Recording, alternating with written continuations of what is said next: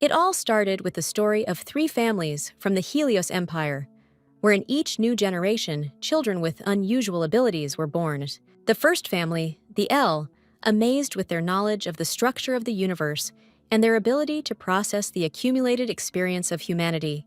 The second, Erebos, was famous for its valiant warriors, experts in the use of cold weapons and masters of martial arts. And finally, the third one, Leroy, did not have a specific predisposition, but tried to cover as much as possible of diverse skills and abilities from various spheres of life. But one day, a girl named Letitia appeared in this family, who, despite all attempts, could not show any abilities in herself, and at the same time, she was the eldest daughter. The heiress of the Leroy family was not only completely devoid of talent, but was also no different from ordinary teenagers, neither in intelligence, nor in beauty, nor even in height. In fact, she was the most ordinary girl. Her sister Diana was a shining beauty in high society and amazed everyone with her attractive appearance. Brother Emile many times surpassed all others in intelligence, wisdom, and deep knowledge in various spheres of life. Xavier had the same blood as Letitia in his veins, but he was an outstanding fighter and incredibly skilled with his sharp blade. And even little Irene delighted with fantastic successes in magic and the craft of sorcery, having the makings of strong magic. At the same time, Letitia never envied her brothers and sisters. She admired them, was proud of her relationship, and was unpleasantly shocked when she found out that they did not like her and were ashamed of her. The family perceived the eldest daughter as a stain on their reputation, and at some point the parents decided to abandon their heiress. Her biological father, Marquis Leroy, once summoned his own daughter and announced that he was expelling her from her home. The girl tried to convince him, cried and begged, but the head of the family was adamant and did not change his decision, abandoning the innocent little girl to her fate. The man was stern and said that Letizia could no longer call herself his daughter, since he was rejecting her. Then the Marquis added that she should immediately leave the walls of the family mansion and forget the way back forever. In fact, the young girl was deprived of everything in one moment: a future, family, friends, and hopes for a comfortable existence with a famous surname. The elder sister cried bitter tears and did not understand why fate had treated her so cruelly and mercilessly. Letitia walked along the night corridor of the house that no longer belonged to her, and longingly recalled the years of happy, carefree life spent within the walls of the family mansion. The former Leroy stopped in front of the knight she loved to play around when she was still a child. She fantasized that in a moment of danger, he would definitely come to life and protect her. But this was not so. The world around was literally splitting into pieces, the fragments of which flew towards the girl and painfully wounded her trembling soul. The society often discussed the young children of the Marquis, who were distinguished not only by their beauty and health, but also by their unusual abilities and talents. And whenever the conversation in high society turned to the heirs of Leroy, at some point someone remembered Letitia, who was deprived of any talents. It was very unpleasant to hear snippets of such conversations, and the girl always shuddered at such speeches. However, the eldest daughter always pretended not to notice this attitude and continued to live her old life, because it was not her fault that her abilities had not awakened until now. More than anyone else, Marquis Leroy himself was concerned about the situation. He was very worried about this, and at some point began to think that this girl was not his daughter, but a complete stranger to them. The Marquis noted that there were children in their family who had already shown themselves, and therefore the situation, although unpleasant, was not at all critical, since 4 out of 5 children still had abilities. Letitia began to ask her parents for forgiveness for her lack of any noticeable gift, but the head of the family did not calm down. He tried to extract from his eldest daughter at least some small, even completely useless, but obvious to those around gift. However, the girl could offer nothing to her father to calm his troubled mind and only asked for forgiveness once again.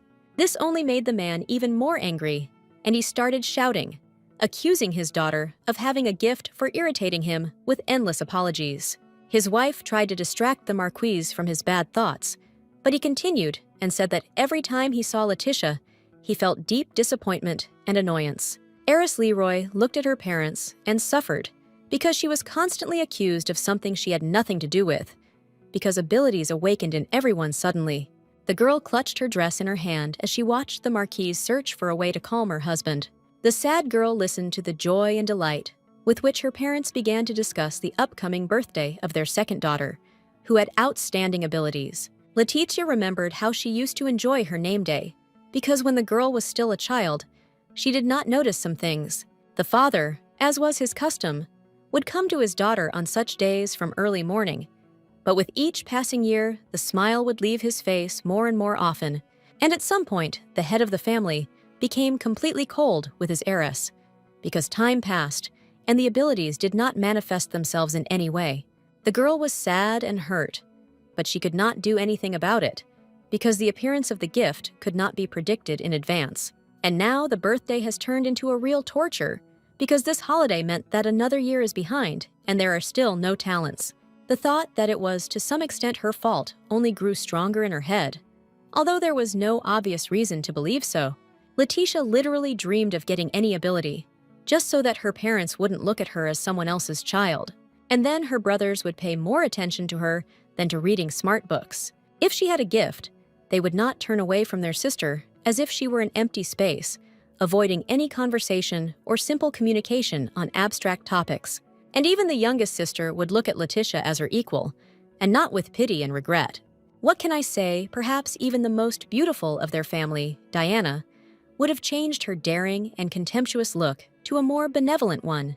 And this awareness of her own guilt constantly grew in the girl, supported by the attitude of her household, driving the unfortunate woman into a dead end. One day, the older sister was walking down the hallway, looking at her feet, and saw the second daughter's red shoes. Letitia raised her head and met her relative's gaze.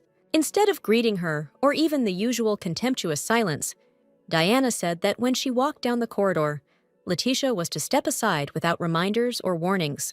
The girl was used to being treated badly, but rudeness and boorishness were new to her, so she was taken aback when she heard such a phrase. The sister noticed that she was of no use. Moreover, she was constantly underfoot, and she should understand this. Letitia became upset and began to apologize, as she usually did when she had conflicts with her relatives. At first, the beauty of the family's gaze depicted contempt and discontent. But then she raised an eyebrow and asked how long their family must endure this shame within the walls of their home. Diana noted that in their glorious and noble aristocratic family, there had never been a case where a person without abilities was born, who now interferes with everyone. The wise Emile even had his own theory about this, from which it followed that Letitia was most likely someone else's child, a mutant, or even a curse in human form. Thoughts about the imperfection of a member of the family hindered Xavier in his endless training and fights, and little Irene could not concentrate on learning new spells. She was so worried about her older sister's failure. Hearing such a harsh stream of humiliating words, Letitia asked her sister to immediately stop this bullying.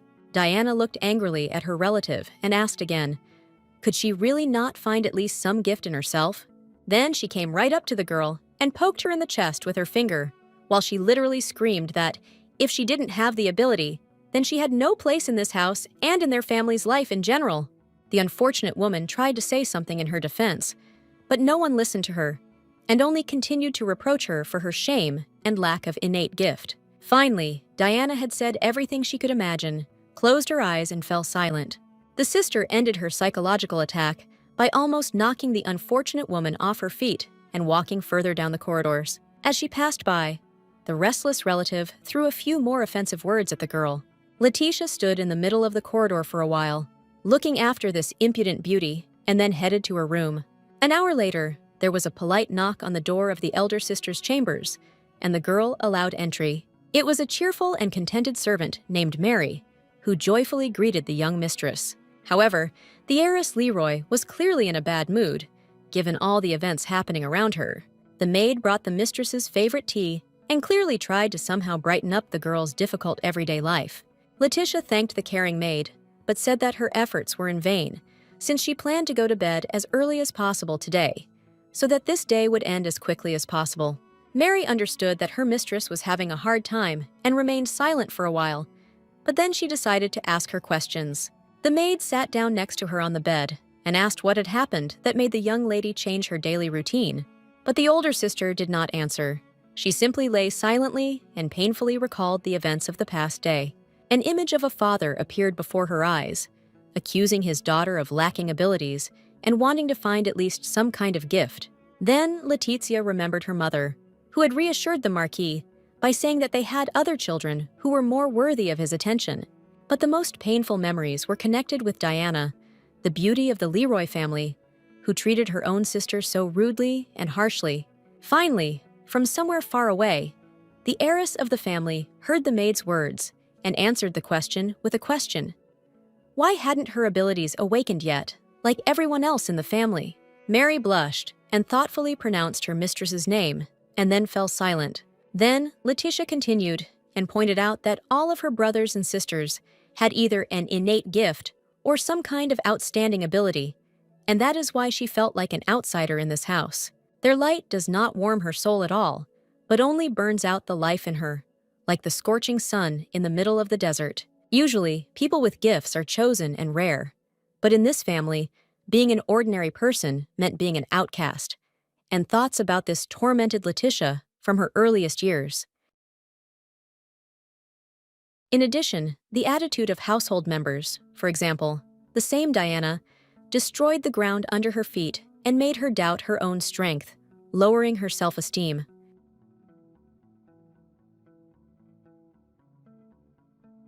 The older sister clutched the pillow and groaned softly from her heavy thoughts.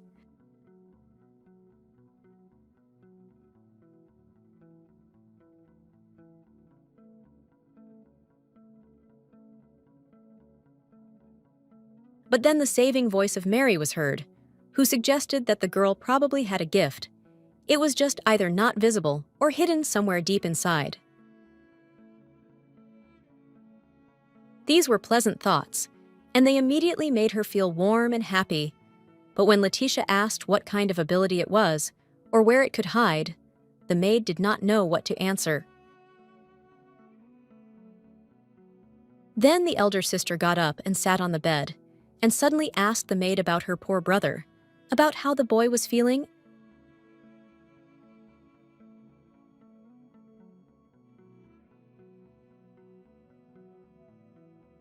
Mary replied that her relative was in a stable, serious condition and could not recover, but the disease was not able to prevail, and doctors were recommending a very rare and Letitia listened to this information with concern, realizing how hard it must be for this cheerful girl to live, but she didn't show it.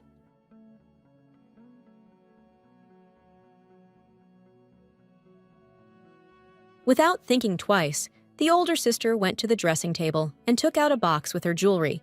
She suggested that Mary take them for herself in order to save her brother with the money she received. The maid immediately began to protest because she was afraid of the reaction of the head of the family, because if he found out about this, then everyone would be bad, especially the unfortunate maid. Finally, the girl took the mistress's hands in hers and began to talk about how she was already happy that there were such kind and sympathetic people in the world who were ready to do so much for others. Mary closed her eyes and added that serving such a compassionate person as Letitia was a great honor for her and the highest reward.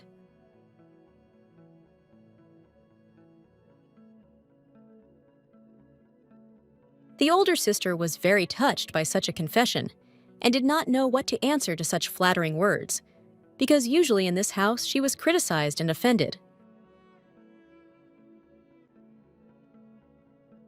Then the maid dreamily suggested that it would be great if at some point money started falling from the sky. Then she would definitely not refuse it.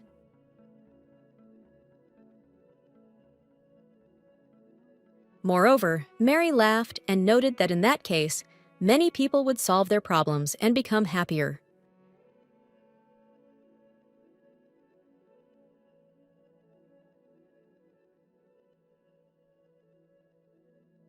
Letitia smiled too, imagining the problems everyone would have if money was just lying around on the road.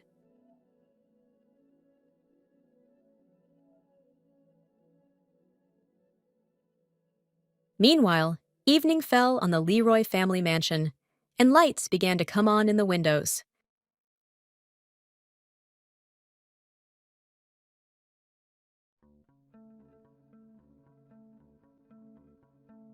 Looking at the evening twilight, the hostess noticed that it was time for her assistant to get ready to go home so as not to walk down the street in pitch darkness.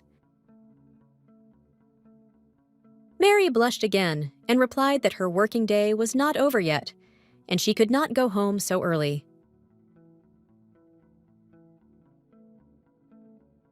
But then Letitia reminded the maid about her brother, who was sick and probably eagerly awaiting his sister at home, after which Mary agreed to finish early and thanked her mistress. Finally, the mistress wished the maid to find as much money as possible on the street, which puzzled the maid.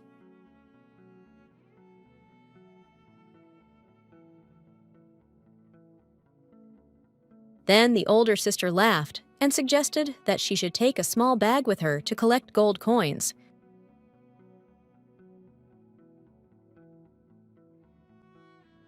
Mary was amused by this proposal and imagined herself walking down the street with a heavy bag full of money.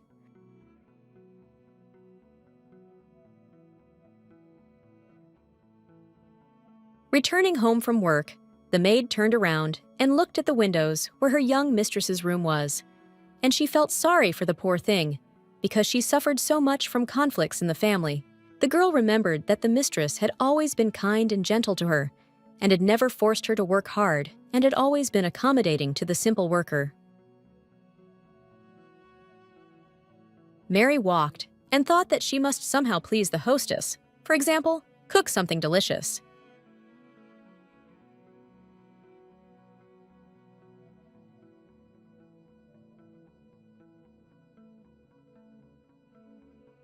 Suddenly, a bright sparkle caught her attention, and bending down, the surprised maid saw a coin lying on the ground.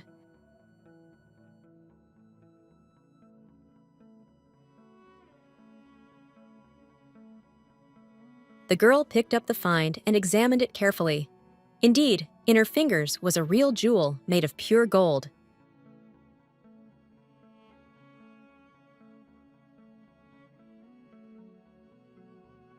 Mary stood and twirled the sparkling disc in her hands. She could not believe what had just happened, because the object was lying in plain sight, literally underfoot.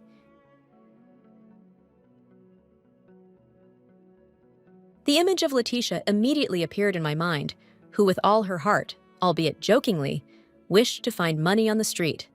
And this was very strange. The maid had never encountered such a phenomenon before, and so she assumed that it was just a coincidence, but suspicions crept into her soul.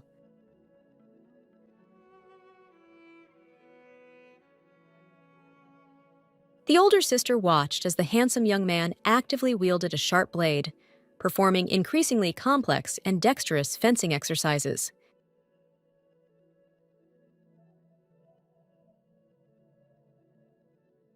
The fighter took a moment to reflect and shared his dreams with the girl, that he sincerely wanted to become a knight of the emperor himself.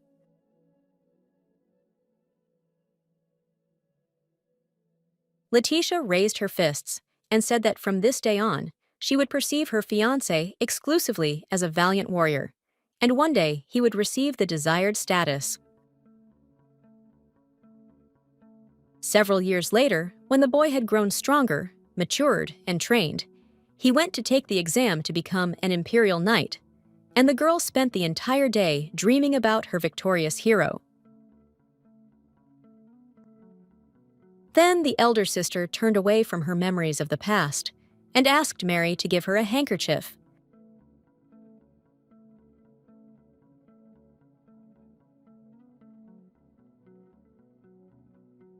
The maid was floating in the clouds of her memories, replaying yesterday's discovery in her head over and over again.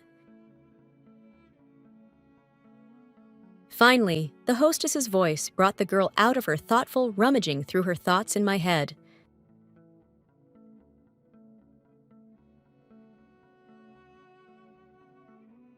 The maid started, realizing that she had been very distracted and had not heard the young mistress's order.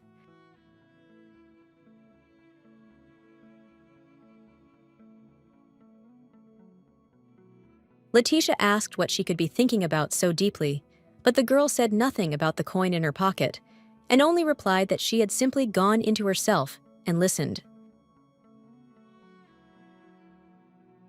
Finally, Mary understood what she was asked to do and handed the handkerchief to her mistress.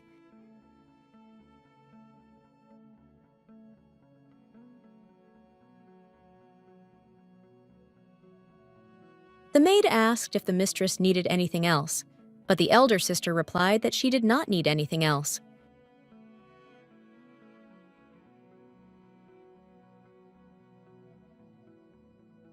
As Letitia walked down the stairs, she met a young girl at the very bottom.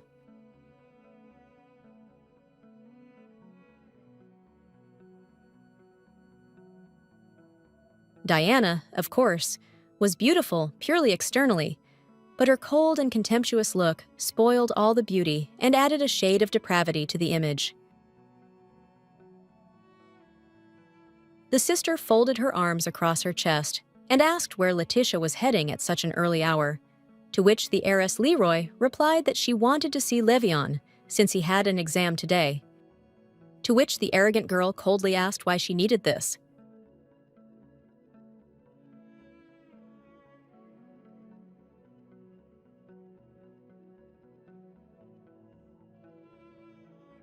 Sincerely surprised by such a bold question, the heiress Leroy could not find anything to answer, but only stared at her relative in amazement. But Diana didn't calm down. She came up close to her sister and even extended her hand to her chest, continuing to say the phrase that she had nothing to do there.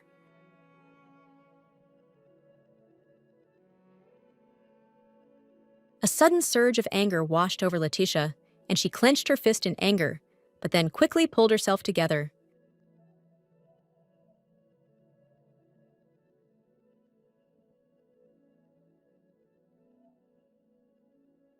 The older sister asked the offender why she couldn't go to her fiancé to support him on this important day, because it was normal and completely natural. To this, Diana replied that it would be better for the girl to stay at home and not go anywhere. This would be the best help for a person who is not indifferent to her. Then the relative turned and walked away, leaving her bewildered sister in confusion.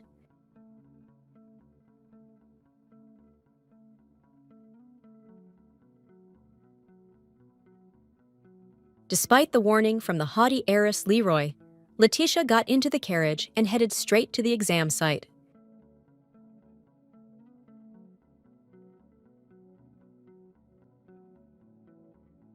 And while she was driving, she constantly thought about what was happening in her family and how her relatives were behaving.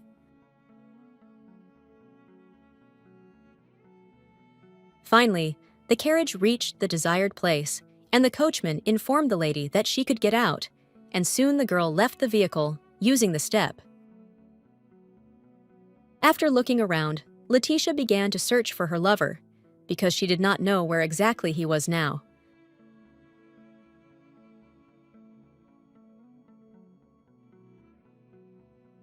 Some time passed, during which the older sister wandered around the territory of the educational institution in search of Levion. She constantly looked back. It seemed to her that he was some. Finally, she saw him. The guy was dressed in a dress uniform and looked just great, but his face expressed grief and some sadness.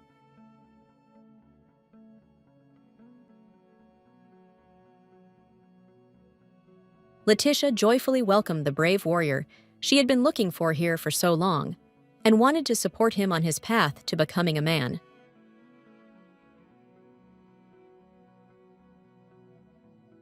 Levion asked why she came, and the girl replied that she wanted to be with him at such a crucial moment so that he would feel calmer.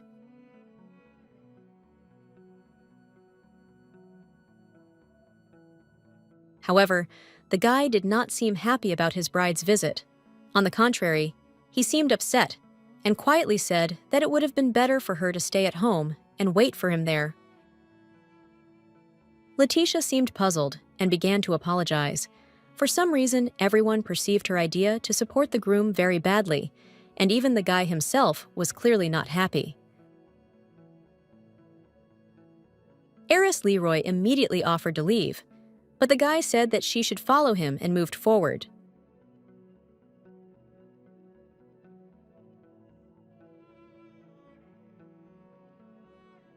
The older sister tried to figure out what was going on, but Levian simply walked ahead without saying a word.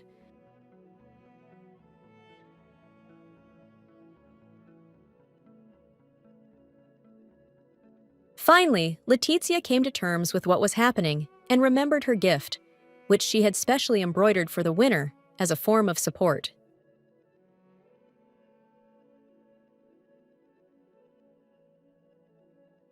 But the knight candidate walked quite quickly, so giving the handkerchief turned out to be not as easy a task as she initially thought.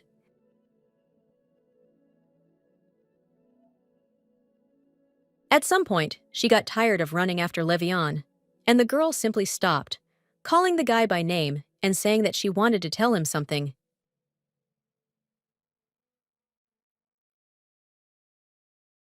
However, the knight candidate, without turning around, began to talk about her gift, which had not yet manifested itself in any way. These words confused the Marquis's daughter. Suddenly, the groom turned around and added with bitterness in his voice that he was upset precisely because of her failure in this matter. Letitia didn't know what to answer. All this time, she thought that her chosen one was far from constantly demanding of her in terms of abilities, but it turns out that she was cruelly mistaken about him. The unfortunate noblewoman crumpled the handkerchief in her hand and squeezed her dress. She didn't want to be here anymore.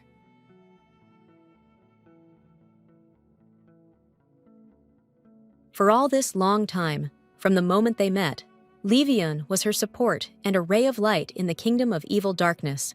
However, apparently, this dream was destined to soon fade away. The knightly candidate examined the handkerchief and reproached the bride for wasting her free time on trifles, like embroidery, instead of searching for the hidden gift within herself. Letitia lowered her eyes and quietly said that she had put her soul into embroidering the green pattern on the fabric, and then apologized again. But this did not stop the groom, and he still returned the item. The guy stood there for a while longer, looking at the Marquis's daughter with empty eyes, and then said that it was time for him to go, which almost brought his chosen one to tears.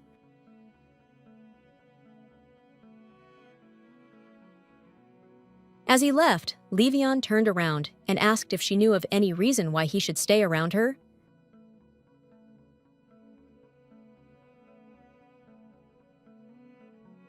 These offensive words once again touched the girl to the quick, because she could not control the appearance of abilities.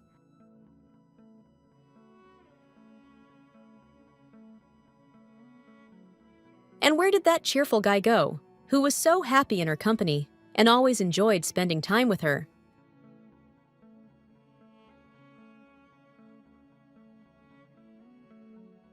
Deep in thought, Letitia walked along the alley towards the exit and did not look ahead at all, but a stranger was walking towards her along the road.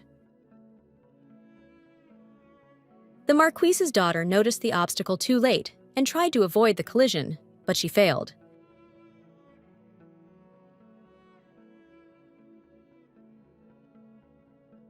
Heiress Leroy closed her eyes from yet another unpleasantness. Bad things had been happening to her constantly lately.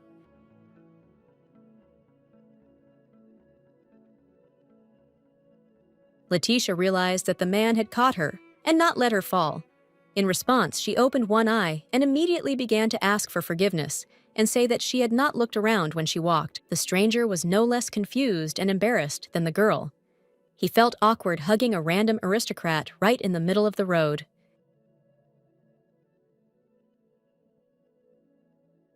The Marquis's heiress noticed his hand, covered in fresh blood, and asked if everything was okay with him.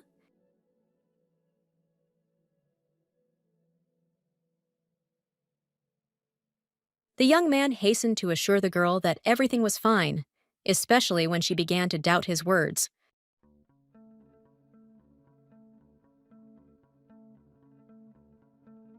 The stranger added that all these were minor details, because the main thing was that the lady was not harmed during this incident.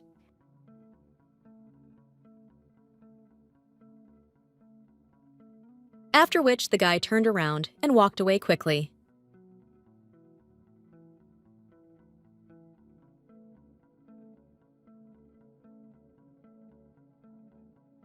The Marquis's daughter called out to her savior in such a plaintive voice that he could not resist and turned around.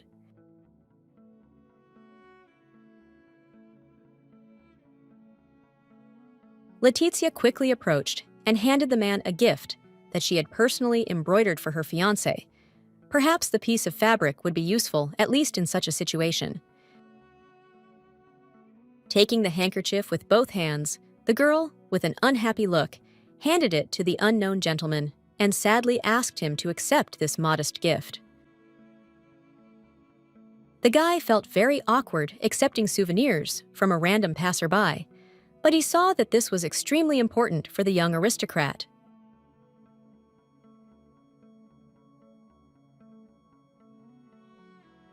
Closing his eyes, he thanked the noblewoman for this accessory and carefully placed the handkerchief in the inside pocket of his jacket.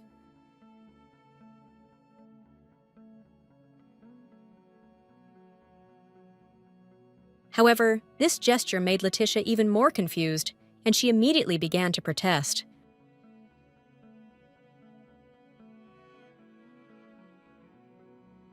It seemed strange to her that the guy, instead of wiping away the blood, simply hid the square of cloth.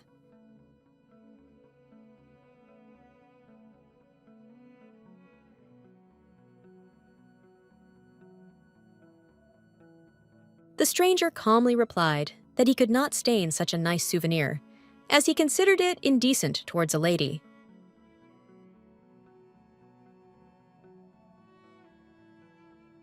Then the man blushed a little and added that for him, after their meeting, this scarf became more valuable than gold.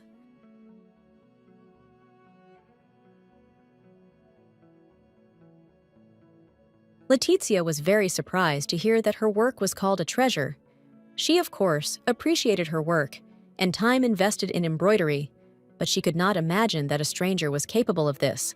The Marquis's heiress laughed at the thought that she was capable of creating expensive things.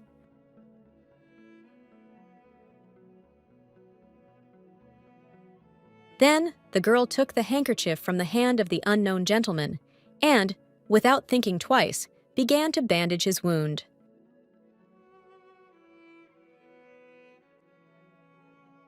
The guy was noticeably upset when he saw that the gift was now completely dirty, and he hurried to tell the girl about it.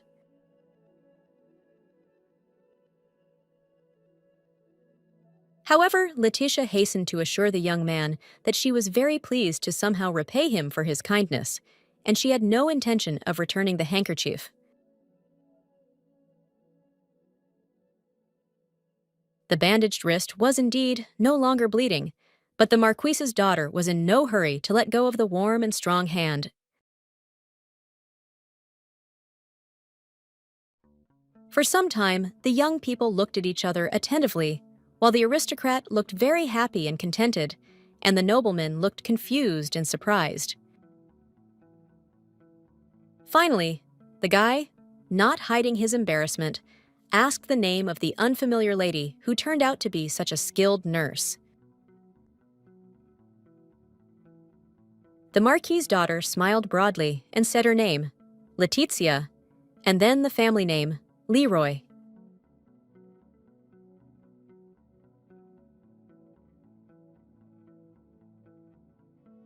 Shortly before this meeting, a knighting exam was taking place on the training ground for a man who accidentally collided with Letitia, and his opponent fell and rolled on the ground from a powerful blow. The guy calmly looked at the fallen man and seemed to be thinking about something of his own.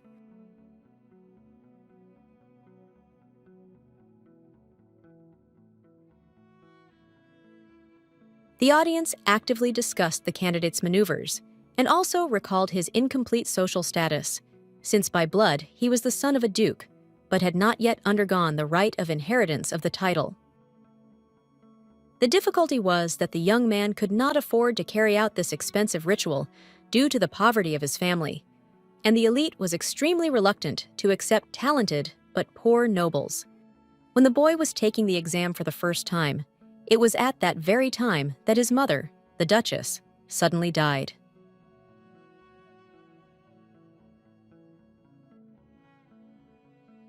The second attempt to pass the test ended with creditors raiding the house and robbing the already modest family blind.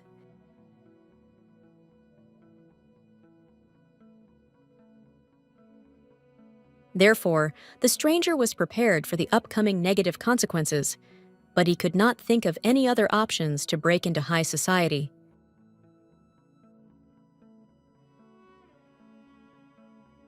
He looked at his hand, covered with fresh abrasions and wounds as a result of the fight, and thought that his whole life was a series of difficulties and failures.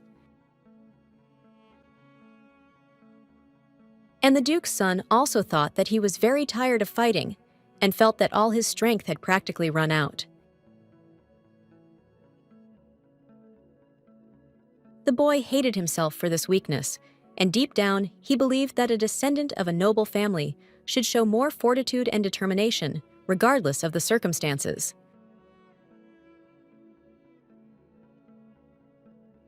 And so, when he was walking from another fight, he accidentally ran into an unfamiliar girl.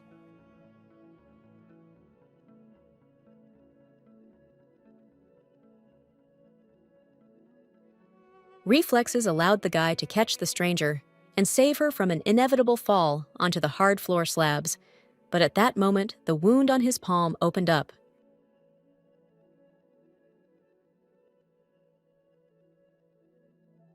The girl was pretty and very sweet, constantly apologizing and making excuses for her own absent-mindedness.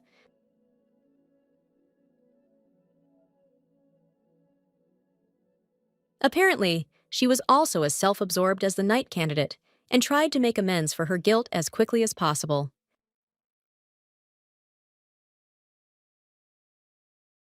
The Duke's son was a little surprised to meet a lady who so easily assigned herself the blame for such a minor incident as a collision. The guy was amazed by her gift, because it is not often that you meet an aristocrat who can do such a delicate and precise job of embroidering a green pattern on a small handkerchief. The young man really didn't want to spoil this beautiful handiwork, but the girl got ahead of him.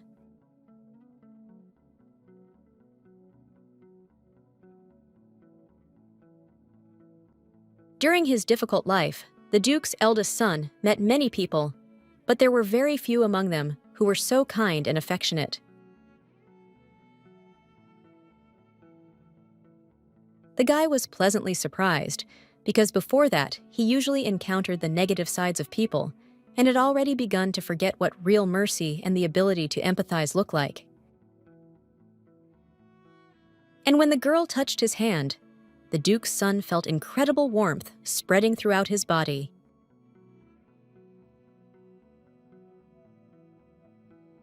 Over the years of endless trials, his heart had hardened, but as soon as he met a sweet angel on his way, he felt alive again.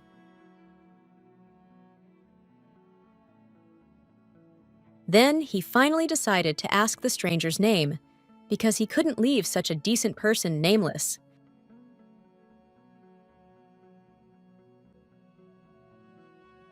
The girl smiled and introduced herself. Her name was Letitia Leroy.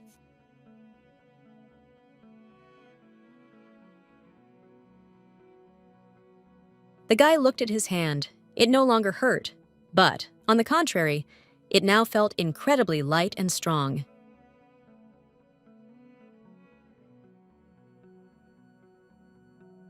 It was a wonderful and unexpected acquaintance. The young lady literally beamed with delight that she had managed to help someone, and that her creation had not been in vain.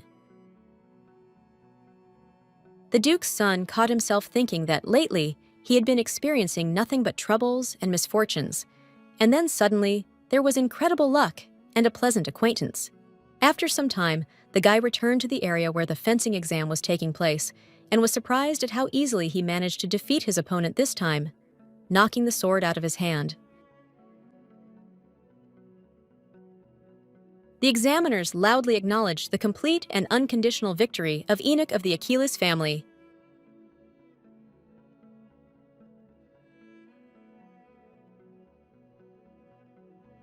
And then, to the boys' surprise, it was announced that the Duke's heir had passed the last of the entrance exams and was gaining access to the final test to increase his social status. The panel of stern judges also mentioned that the candidate had won despite his injury, and it is precisely the ability to fight and win through pain that is the quality of a true knight.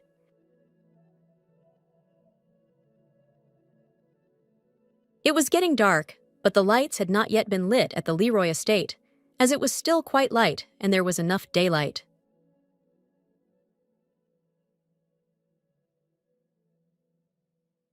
Mary joyfully greeted her mistress, whom she had been waiting for so long from her trip to the city.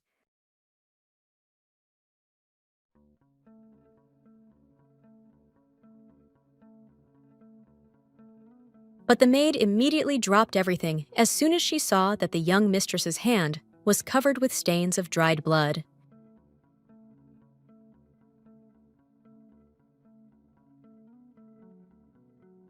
She began to examine her fingers and wonder how she could hurt herself in the city. But Letitia hastened to reassure the maid, saying that she was fine and that it was not she who had hurt herself. Mary immediately calmed down as soon as she learned that the owner had not received any damage and offered to immediately wash her new handkerchief, which she had noticed during the day.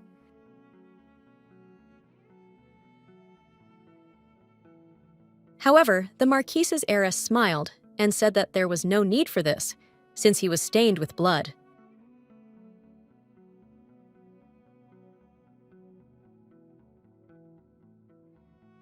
She felt good about remembering the boy she had given some medical attention to and taken care of his wound.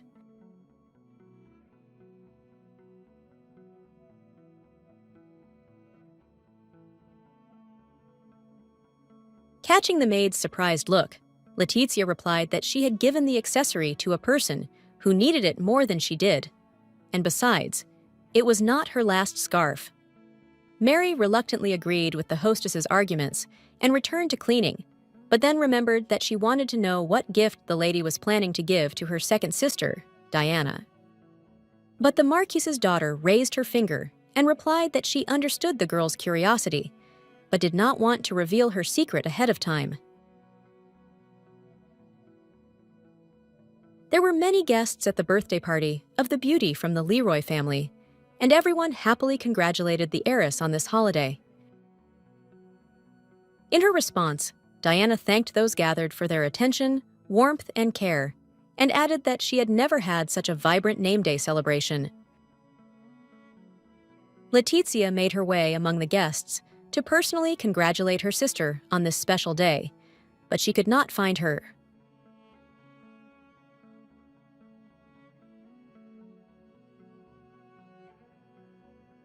Finally, the search was crowned with success, and she saw her second daughter, who stood out from those around her with her beauty and brilliance. The Marquis's daughter addressed Diana by name, with a smile, and thus attracted her attention.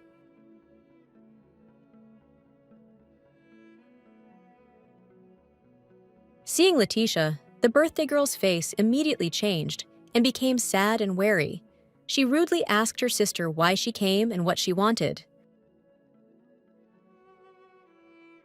Young Leroy replied that she wanted to congratulate the heiress on this bright holiday, to which the girl uttered cold words of gratitude. Then the older sister handed over a box with a gift and accompanied it with a congratulatory phrase.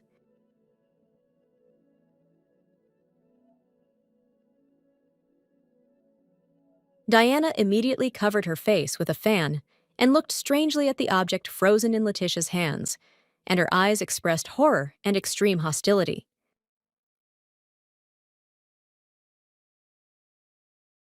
This silent scene dragged on for quite some time, because those around began to pay attention to the two sisters.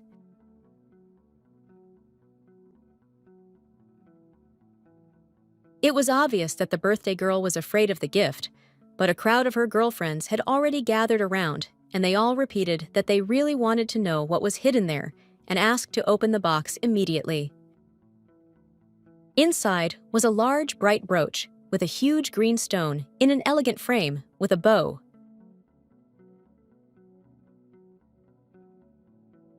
One of the noblewomen noted that such decorations were very popular several years ago, but have now gone out of fashion.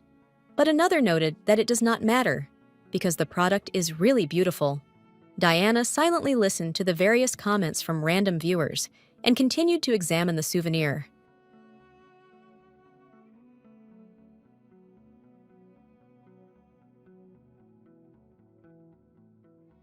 Finally, the birthday girl interrupted her train of thought and abruptly slammed the box with the decoration shut.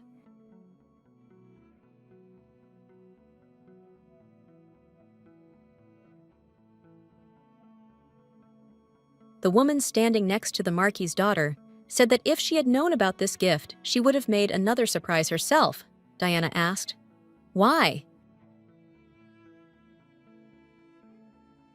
Then the lady took out her present. It turned out to be a brooch, which the birthday girl had once praised for its beauty and high level of detail.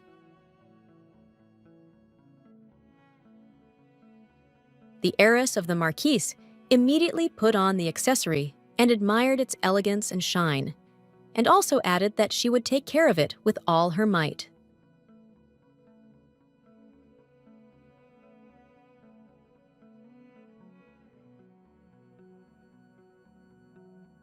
Everyone clapped happily and began to congratulate Diana on her wonderful wardrobe update, and only Letitia stood there sad and almost crying.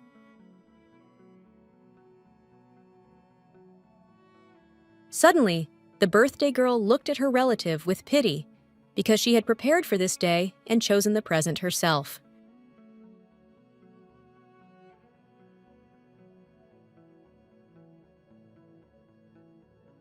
Diana then invited those around her to continue the celebration without her, and said that she and her sister needed to take all the gifts to her room.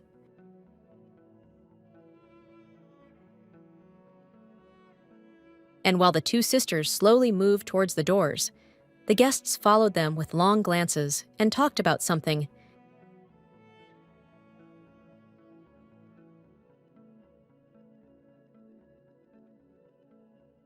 As long as the girls remained in full view of the crowd of visiting nobles, Diana behaved calmly and with restraint.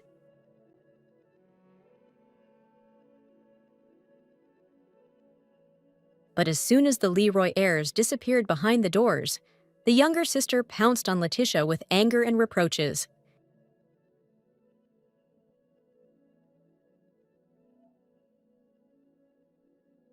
The birthday girl grabbed the box with the green brooch and literally hit the unfortunate girl in the chest with it, saying that this souvenir had ruined the whole party and that she should never give her anything like that again. The eldest daughter was very upset and asked how she could leave her beloved sister without a gift on such a day.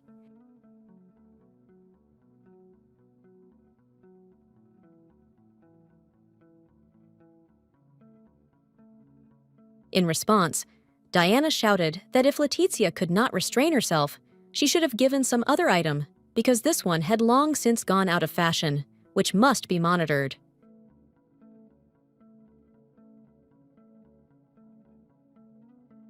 The heiress of the Marquis lowered her hands, with which she was clutching the box. She was very hurt and offended by the fact that all attempts to improve relations in the family had failed.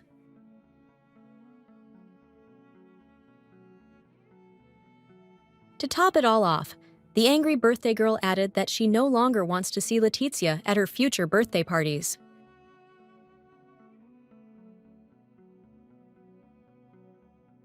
The girl tried to object that she was part of the family, especially the older sister, and to miss such special events was the height of indecency and bad manners. When Diana heard the mention of the Leroy family, she immediately began to smirk and reminded the unfortunate woman that she was an indelible stain on the reputation of their noble house. Letitia replied that she did not understand what was being discussed and asked her sister to express herself more clearly.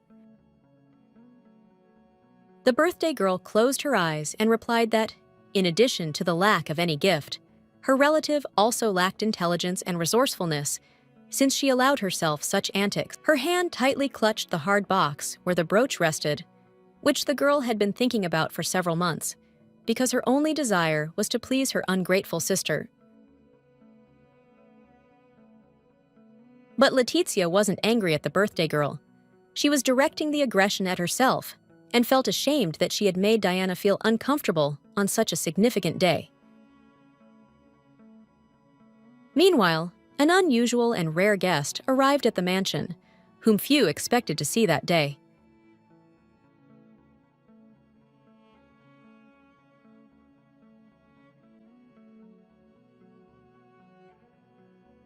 It was Mr. Seos, a longtime friend of the Leroy family, who visited his acquaintances only on exceptional occasions. The Marquis greeted the nobleman and announced that he was very pleased that the man had found time in his busy schedule to attend the birthday of his second daughter. Seos replied that he could not miss such an important day and smiled kindly when the head of the clan introduced him to the birthday girl, who soon approached them. Diana smiled warmly and literally glowed with happiness. She gave her name and expressed sincere joy about the visit of such a serious person to their home. Casting an irritated glance at his eldest daughter, the Marquis ordered her to also come up and greet the guest.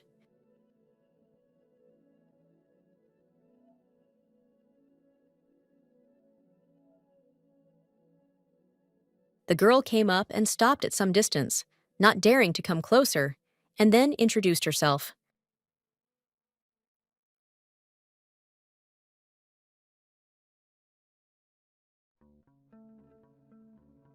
A few minutes later, Letizia asked everyone for forgiveness, and citing poor health, asked permission to leave the celebration.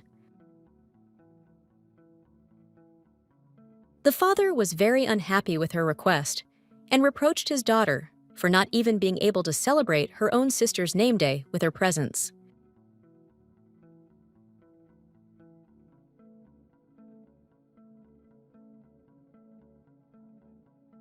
Seos had been watching the girl closely all this time, and kindness and good attitude could be seen in his gaze.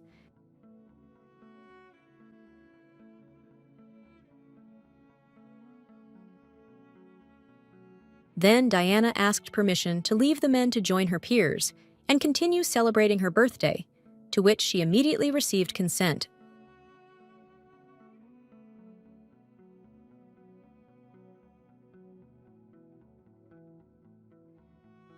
And while the sisters were leaving, and the head of the house continued to tell something to the visiting guest, he looked at the girls and thought about something of his own.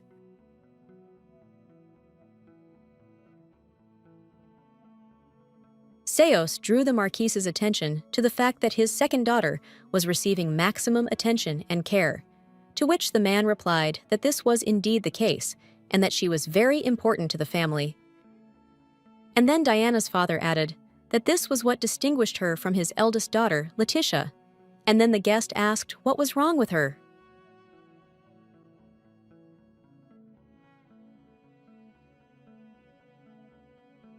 The owner of the house replied that many years had passed since she was born, but not a single ability had awakened in her, and these words made Seos think deeply.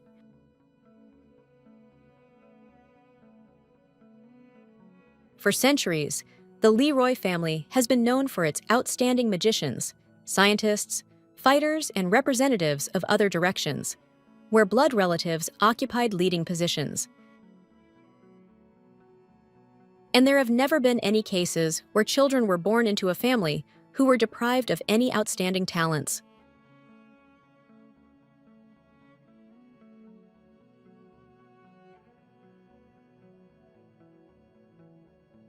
Seos asked the Marquis about Letizia again, and then expressed a desire to personally talk to the girl, but not today, but another time, when the time was right.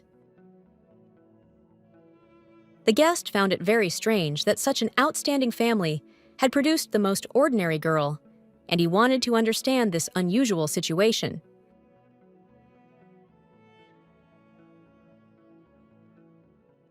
Once upon a time, many, many years ago, when the Leroy family was going through hard times, the Marquise was carrying a child under her heart.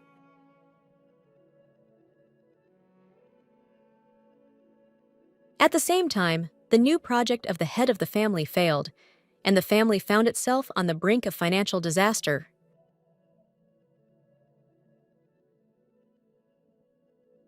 To top it all off, the birth was very difficult, and as a result of the birth of her first child, Letizia, the doctors told the Marquise that she would never be able to become a mother again.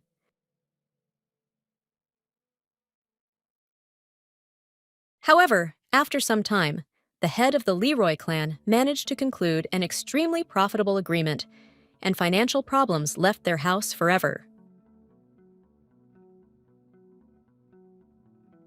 In addition, the mother's body began to recover rapidly, and very soon the woman regained her lost health.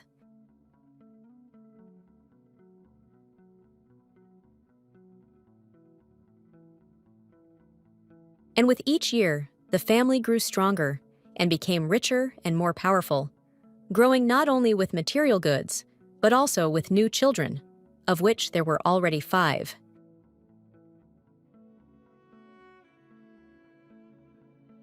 Naturally, all this time, the head of the family was asking himself the same question: what was the reason for this unprecedented rise in success, well-being, and health? The result of these reflections was the parents' opinion that the source of luck was Diana, their second daughter, since in terms of time, it was her birth that coincided with the joys that had befallen them. The Marquis expressed this idea during his next meeting with Mr. Seos, insisting that their family's success began with her birth.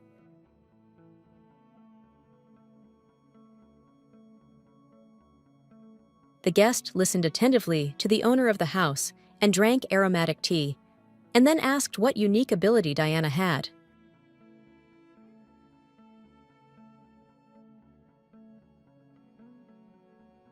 The Marquise proudly said that her gift was to create a rain of flower petals, usually from red roses.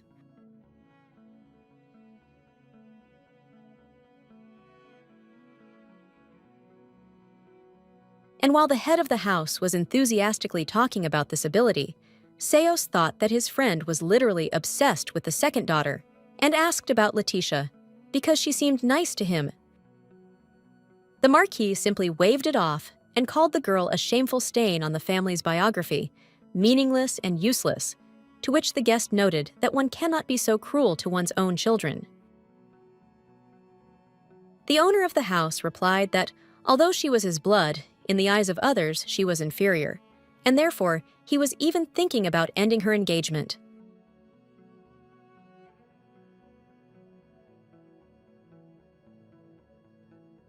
Seos was very surprised by such words and asked his friend again if he really wanted to destroy the alliance between the families that had been connecting Letitia and Levian for many years. To which the Marquis coldly added that it would not be exactly a break. He would simply exchange Letizia for Diana in this agreement, since, in his opinion, this would be correct. The guest was outraged by this idea and said that if the head of the family, Leroy, carried out his plan, he would make a terrible mistake that would be impossible to correct.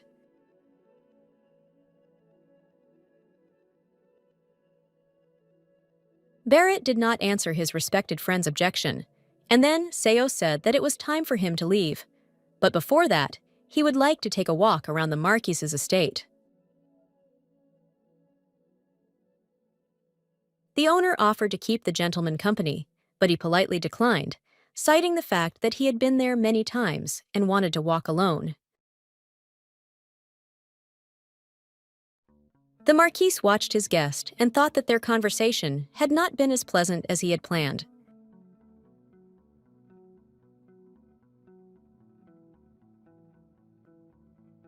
The man's memory flashed back to when his first daughter was still a baby.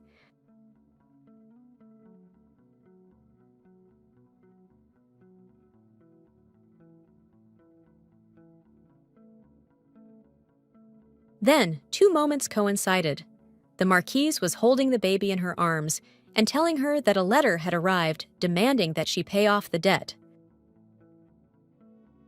Barrett became very angry about this and unconsciously began to associate the problems with the first child.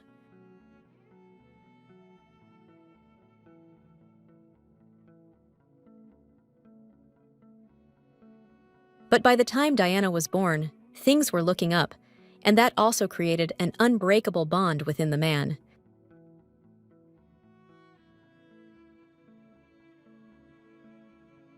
Especially when the head of the clan received the long-awaited letter, which stated that he had agreed to conclude an extremely profitable deal with him.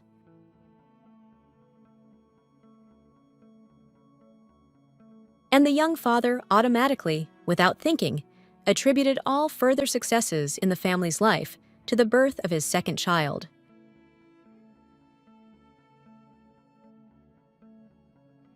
Now Barrett's thoughts were occupied with how to discuss with Marquiselle as delicately as possible the planned rearrangement of brides so that Diana would marry Levion instead of Letitia.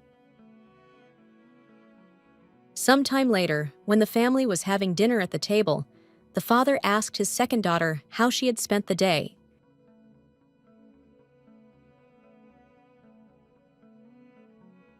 The girl smiled and told about how they had a nice conversation with the heir of the Marquis of Alem, drank tea and had a fun time.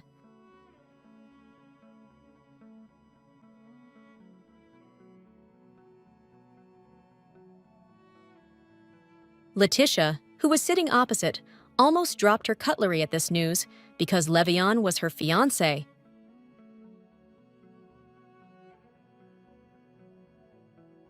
Barrett said that it was very good, and Diana added that the guy gave her a souvenir for the past holiday and apologized for not coming to her birthday.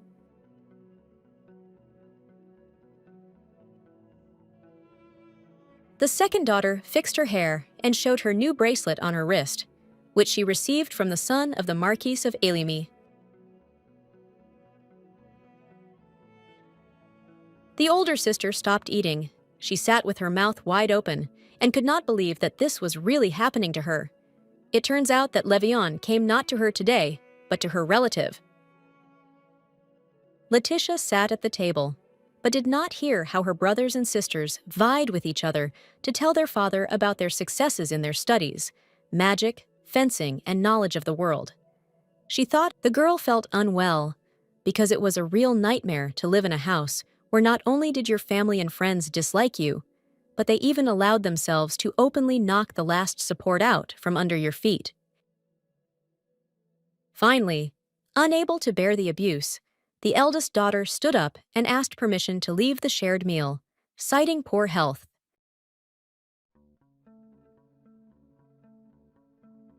The father gave silent consent and watched coldly as his own daughter, reeling from nervous shock, left the table.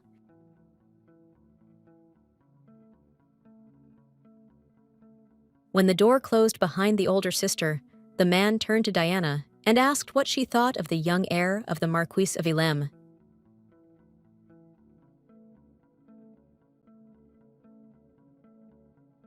And, without waiting for an answer, he added that he wanted to discuss with her the idea of concluding a marriage union between his second daughter and Levion.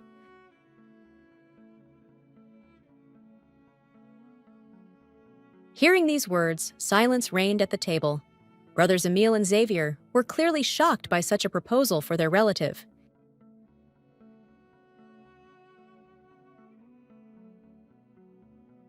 Irene's mouth dropped open in astonishment, and she asked her father to repeat what he had just said.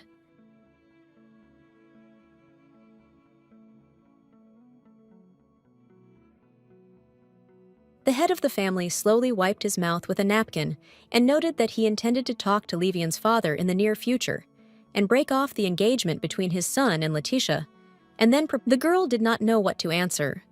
Of course, she liked the young and handsome young man, but she had never seriously thought about marrying him because he had been engaged to her sister for many years. The Lady of the Flower Rain was silent for a while, and then she made a decision and told it to her father.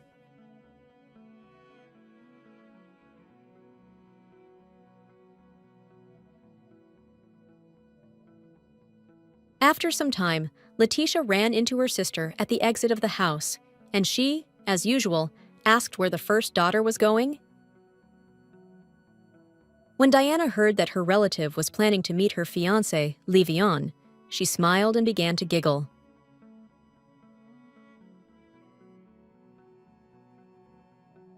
And then she closed her eyes and began to sigh.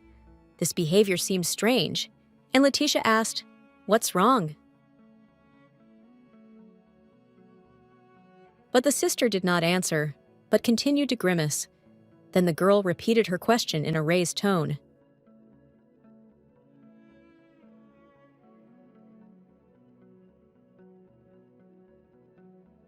For quite some time now, a painful thought has settled in the soul of the elder sister, as if she had fallen into a sticky web, which is not so easy to see, but its strong threads secretly fetter her every movement. Suddenly, Diana took a step and came very close to her relative, although before she tried to keep as much distance as possible.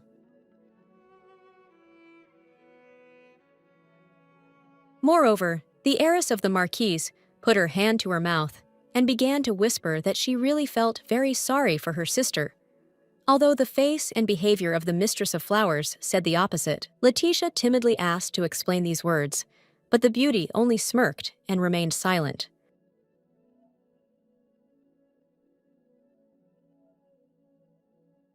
Then Diana did something she never allowed herself to do.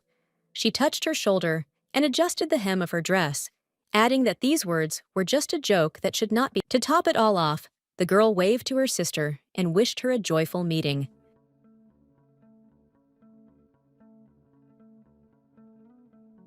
Letitia knew that the clouds were gathering over her, but she didn't know what was going to happen or what she should do in such a situation. Meanwhile, the weather outside was excellent, and nothing foreshadowed trouble.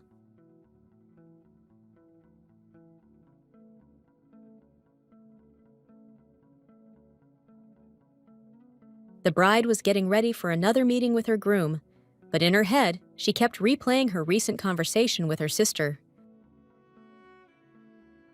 Finally, the first daughter, Leroy, arrived at the scene and opened the door with her hand to enter the hall where Levian was waiting for her.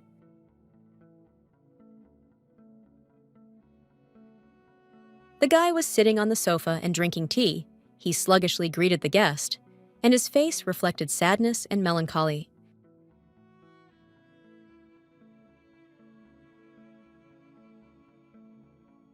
Letitia was genuinely glad to see the young man. She really had warm feelings for him, and when she entered, she immediately asked how he was doing. The son of the Marquis of Elam was clearly not in a good mood and continued to drink tea, and answered the question with the excuse that everything was as usual for him. Then the girl asked him directly why. When he had last come to their house, he had only come to see Diana, but had not even looked in on his fiancée, although she had missed him. After which, Letitia added that such an act upset her very much, and she still cannot calm down.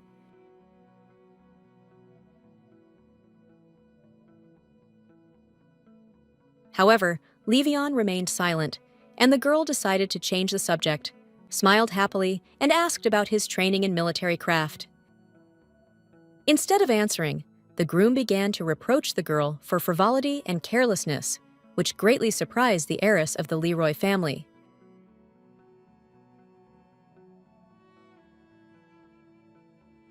The guy, in turn, noted that one cannot be so blind and not notice the obvious, and then directly said that he was worried about the fact that the heads of their families were discussing calling off the engagement.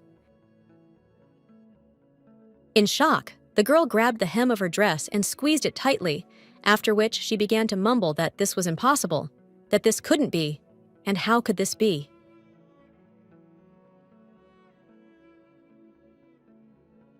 Levion looked coldly at his bride and replied that these were not the words he expected from her, and if she had no others, she would be better off returning to her home.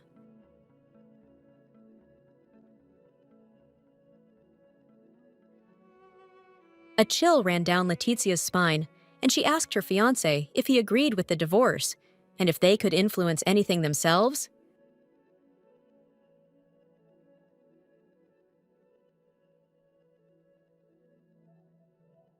The guy closed his eyes, lowered his head, and remained silent. Two feelings were fighting inside him: the memory of past years spent together and the pressure of those around him. After all, just recently, the bride and groom were happy being in each other's company and enjoying joint walks, entertainment, and small joys.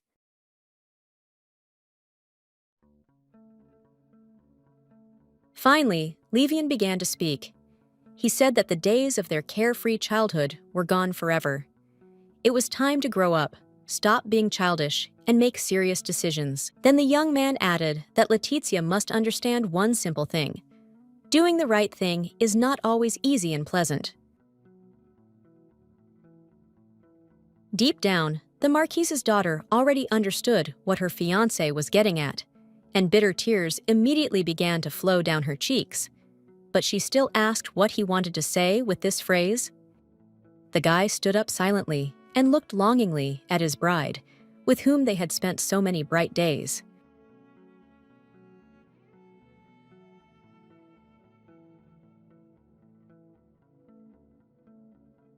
And then he replied that the best solution, in the current situation, would be to dissolve their marriage. These words literally burned Letitia from the inside, after which the whole world that she had built around this wonderful man crumbled like a house of cards. But at the same time, clarity came to the Marquis' heiress, because all her sister's words, hints, and the silence of her household, all of this now fit together into a big, terrible puzzle. A cold horror began to cover the ex-bride like a dark veil, because it turns out that all this time, those around her, and even Levian himself, knew perfectly well about the impending. The light carriage slowly drove along the bright green alley, illuminated by the rays of the daytime sun.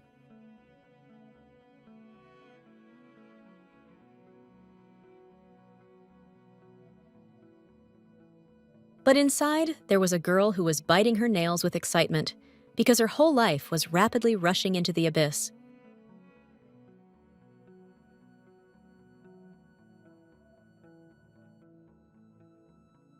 All sorts of questions flashed through Letitia's head. When did it all start? How could she not notice it? Why no one told her anything right away, but preferred to hide it, and so on. Suddenly, the Marquis's daughter had an unexpected idea and knocked on the glass, indicating to the coachman that they should stop in town on the way home and buy something there. After some time, the carriage stopped right at the edge of the market square, where there were countless stalls selling all sorts of items. When the girl left the carriage and stepped onto the stone pavement, the coachman asked if she could handle the shopping without a maid, to which the girl answered in the affirmative and went to the counters. Even during her childhood, Letitia often came here with her family to shop, and the children happily ran between the rows. Little has changed since then. Meanwhile, there was lively trading going on at the market. People were actively communicating, looking at the assortment, and making purchases. The girl looked at families with children and remembered herself at their age. At that time, they were all a big, friendly company. Letitia's attention was drawn to a local attraction, where those who wanted to could test their aim.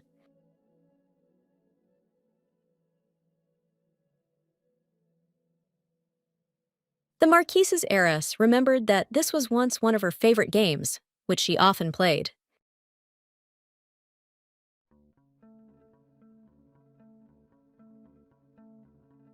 The girl then saw the children trying to persuade her recent acquaintance to give them some money to try his luck, but he refused and said that it was all a ploy to make a profit. Suddenly, the Marquis's daughter stepped forward and said that she was ready to pay for their attempt with her coin.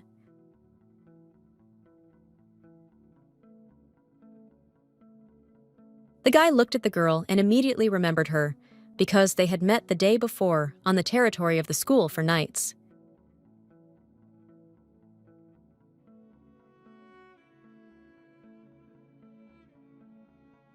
The dark-haired sister immediately took advantage of the situation and began to thank the stranger with joyful delight for the unexpected gift.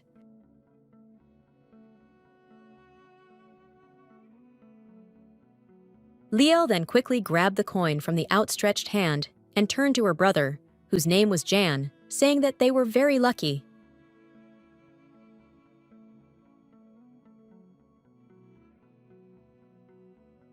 The young man covered his face with his hand, ashamed that his relatives, without waiting for the elder's permission, had taken advantage of Letitia's offer, and she was clearly happy about it. Meanwhile, the boy and girl went to the attraction. They stopped in front of a large target and began to look at each other hesitantly because they had no experience. The Marquis's daughter asked about the children, and the candidate for knighthood replied that they were his younger brother and sister, very active, and therefore brought him not only joy, but also trouble. The guy wanted to say something else, but he thought about it. It was obvious that he was uncomfortable being in such a situation.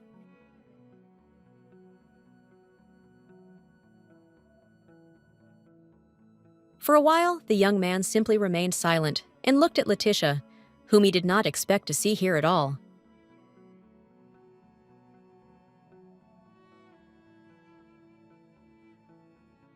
Then the older brother folded his hands behind his back and said that he should have done it earlier, but somehow he didn't think of it right away.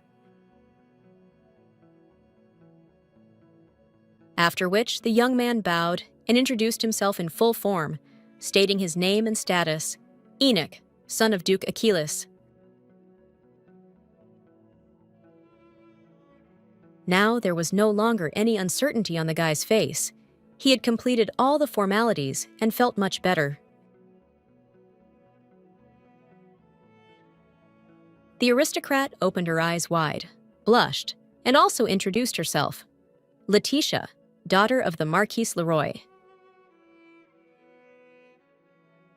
The young man smiled and hastened to assure the noblewoman that he remembered well her first and last name, which she mentioned at their... At this time, the brother and sister finally agreed on who would try their luck first. This time, the girl was ahead and hurried to make the throw. Achilles invited Letitias to compete in throwing, but the girl immediately became embarrassed, saying that usually everyone is lucky in such games except her. Suddenly, the young people heard a joyful cry. It was Liel, who, to everyone's surprise, hit the target right on target, and her brother Jan could not believe his eyes. The older ones were also extremely surprised, because the kids had just won the main prize, a bag of flour.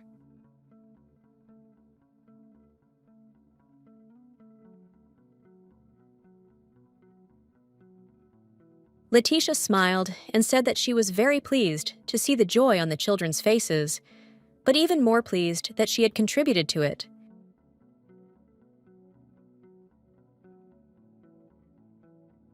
Enoch said that children's delight was truly a serious reward for any work, and his brother and sister looked at each other and still could not believe what had happened.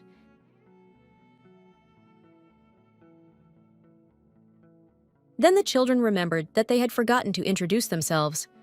The first to respectfully introduce herself was the girl Liel from the Achilles clan. Jan also tried to perform the required ritual, but his sister immediately interrupted him and introduced herself, calling him a spoiled and lazy child.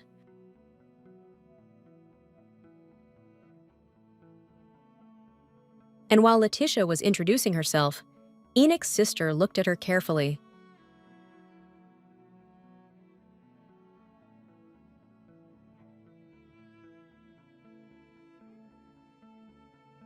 The Marquis's daughter asked what she was thinking about at that moment, because her gaze seemed very mysterious to her.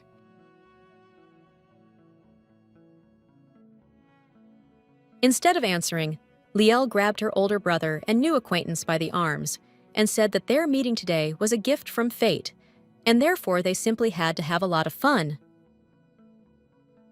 Enoch shouldered the prize for his accurate throw, and the girls began to think about what they should do next.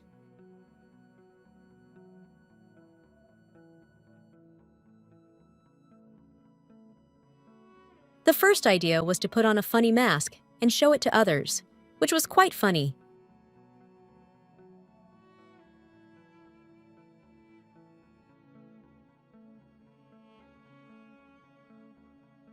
The company then had fun and fooled around until the evening, and when it was time to say goodbye, Liel invited Letitia to their home and promised to bake a pie for her visit. However, Jan objected that if the Marquis's daughter decided to try this treat, she would certainly get poisoned, so he would better prepare the dish himself.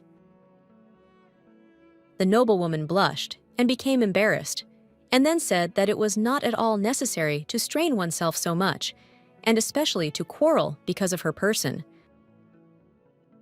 Then the children stopped arguing and immediately fell silent, which was surprising for Letitia, because they listened to her, and before that, very few of the aristocrats took her seriously. Enoch said that they would be very happy to see the Marquis's daughter in their home, because she was now a friend of the Achilles family. The girl was very pleased with this attention, because these people looked at her as an equal and interesting person.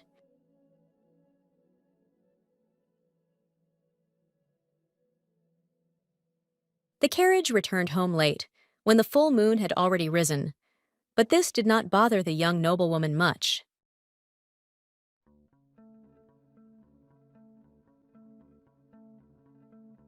Letitia sat in the carriage and thought that she had not had so much fun for a long time. She especially liked the feeling of being in the family circle, where you are respected. Once upon a time, a long time ago, her own family treated her just as warmly, and the house was full of joy and fun. And even Diana was once affectionate and kind, showed love and care for her older sister, and treated her completely differently than she does now.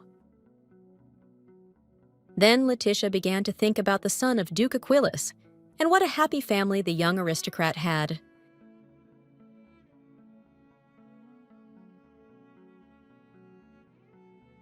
Soon the carriage drove up to the house, and the girl, realizing what had happened, walked along the night path straight to the door.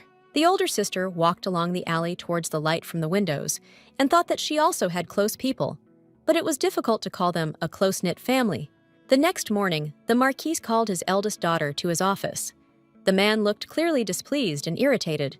Barrett accused Letitia of daring to contact a family of absolute losers without his knowledge, and added that the girl should have no more contacts with the Achilles family. The daughter wanted to object, but her father abruptly cut off his heiress in mid-sentence and said that he did not want to hear anything from someone who brought nothing but bad luck into their home. The young noblewoman remembered the face of Enoch, the Duke's eldest son, and his invitation to visit his family's home. Why did his father call him a loser when the guy looked quite respectable and behaved quite decently? The young man was sweet and friendly, and also showed respect and reverence, unlike Leroy's household, so why should she humiliate herself by depriving herself of communication with him? After some time, Letitia went to an unexpected meeting with a friend of her family, Mr. Seosu. The gray-haired old man was sincerely glad to see her and praised her for the fact that the girl managed to come to him at the first call, without delay. Looking at the girl's friendly face, the man said that he wanted to discuss one very important issue with her. Seos noted that she herself had probably thought about this many times over the past years, namely about her abilities. Letitia was surprised by such a topic for dialogue, and the noblewoman's insides sank because she was used to the fact that those around her usually began to blame her for all the troubles and failures, talking about her non-existent gift. Standing in the middle of a green alley, under the overhanging branches of trees, the girl, as usual, began to justify herself and apologize. Seo said that the world around us is not as simple as it might seem at first glance, and sometimes, in order to understand and comprehend something, years of training and personal experience are needed. Then the man invited the girl to share a meal with him at the table, because it was difficult for him to stand on his feet for a long time due to his advanced age. Letitia sat down, took a cup of tea, and looking at a family friend, frankly admitted that she had no abilities, which everyone had known for a long time. Seos looked at the tea and saw a petal fall from a tree onto the surface, and added that it was too early to draw such conclusions. Because she was so young, perhaps something was already happening around her unnoticed. The Marquis's daughter replied that indeed, her life sometimes seemed very strange, as if she were going through some kind of bad luck streak, while others were constantly lucky. The elder looked seriously at his interlocutor and asked how long ago these problems began, to which the girl replied that as soon as she passed from childhood to a more conscious age. The man noted that it was indeed a long period of time, and then began to recall the personalities that had been born into the Leroy family. In this glorious family, talented children often appeared, but not all abilities were useful, applicable, and noticeable, such as a thirst for knowledge, magic, or military craft. Not every descendant of the family could boast of socially useful gifts, such as artists or writers. There were also those whose skills brought only troubles and disappointments. Then Seos lowered his voice and said that there was a possibility that Letitia should not develop her abilities and awaken completely, because maybe she had already awakened them. The older sister was shocked by such words. She had long since come to terms with the fact that she could not do anything, and then suddenly she learned that she could have a negative gift. The girl could not stand it and jumped up from her seat. She leaned on the table and screamed that she could not bear to live in such conditions, and she must definitely know what abilities she had. The Marquis's daughter did not appear aggressive or angry. Rather, she was upset by the bad news, and therefore hopefully clung to any opportunity to shed light on the dark area of her life. A family friend saw that the first child of the family, Leroy, was driven to despair by the cruel treatment of those around him, and did not know how to help in this situation, because he only had assumptions. The ongoing dialogue was observed by a maid, who secretly eavesdropped on the conversation between Seos and Letitia, hiding behind a large green bush in the garden. True, the girl was unable to overhear the entire conversation. Some phrases were very quiet, but based on individual words, the maid came to the conclusion that the elder sister's gift was to bring misfortune.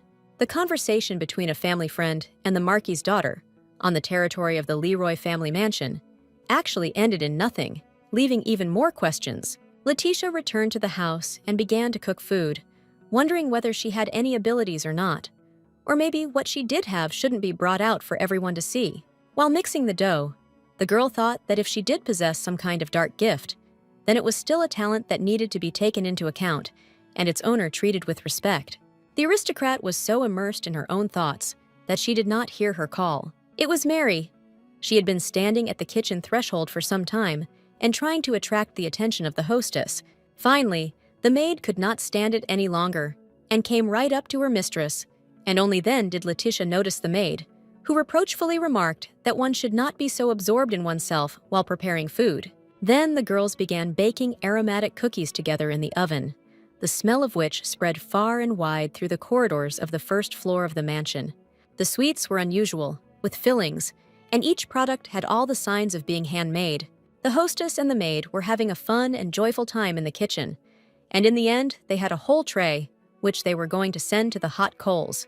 Literally before our eyes, the dough began to rise and open up, so that a delicious and fragrant flower appeared above each mold. The girls were very pleased, because if the dough had not risen, the dish would have been ruined. But everything turned out perfectly. Finally, when everything was ready, exquisite sweets were placed on the tray, which were pleasing to the eye and intoxicating with a pleasant aroma.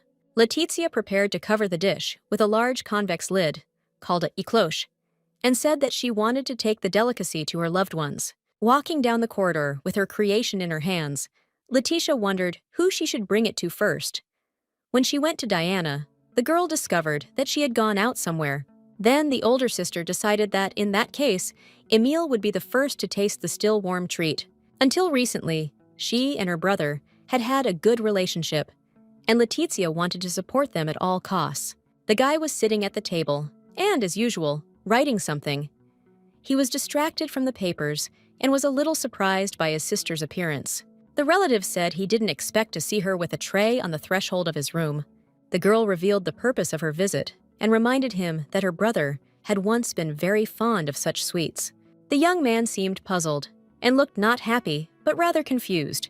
And then he replied that he was a bit busy at the moment for a snack. Letitia apologized for distracting her brother from his work and tried to leave his room as quickly as possible. Leaving Emile's chambers, the girl stopped and exhaled, and then began to think about who would be the second owner of the sweet dessert. The noblewoman caught herself thinking that she had expected a completely different reaction from her brother, but she decided not to be upset and continue her journey with cookies for the family. The image of Irene, the younger sister, who always loved sweets, immediately appeared in my head, and therefore the choice fell on her. The little girl still had a sweet tooth, so one might expect that her reception would be warmer. As soon as Letitia saw the young heiress, Leroy, walking down the corridor to her room, she immediately called her name. The little girl turned around and asked why her sister had come. The girl looked confused. The little sister's big eyes looked straight ahead, and with some surprise, there was neither joy nor sadness in them. The girl lifted the lid on the tray and said that she had prepared Irene's favorite treat, fruit cookies with figs, and suggested that they try it together. The sister looked at the food, apologized, and replied that she couldn't stand figs and also avoided any cookies in her diet. And when Letitia was surprised, reminding him that she had liked them just recently, the girl suddenly screamed that she hated sweets and did not understand why she had to repeat it. Then the younger sister asked not to bother her with such trifles anymore and quickly ran away. The Marquis's daughter was shocked and only muttered words of apology. She thought that her brother had received her coldly, but it turned out that everything could have been much worse, which was just proven by Irene. Sometime later, the maid who had been eavesdropping on the conversation in the garden found her friend having a snack in the backyard of the mansion. The maid asked the girl what she was eating, and she replied that the young Master Emile had treated her to the most delicious cookies. Then the gossips began to discuss the conversation between Mr. Seos and Mrs. Letitia, namely, that the girl's ability had finally awakened. But this gift was a real curse because it brought misfortune. The elder sister was walking in the garden and enjoying the beautiful weather. The sun was shining brightly, and the sky was clear and blue, with small white clouds. Suddenly, the girl's attention was drawn to a white dove, which was flying not just like that, but with some specific purpose. Letitia followed the bird and saw a whole flock of birds that were animatedly pecking at some prey. The girl became curious about what had attracted the pigeon's attention, and she came even closer, trying to see their food. The older sister was shocked by what she saw, and even opened her mouth wide in amazement. The birds were pecking at the very same sweet-filled cookies that she had lovingly prepared for her family. Meanwhile, the servants were actively spreading gossip about the young mistress's ability to bring trouble. And as confirmation of this, the sudden illness of the maid who ate the cookies for Emil appeared.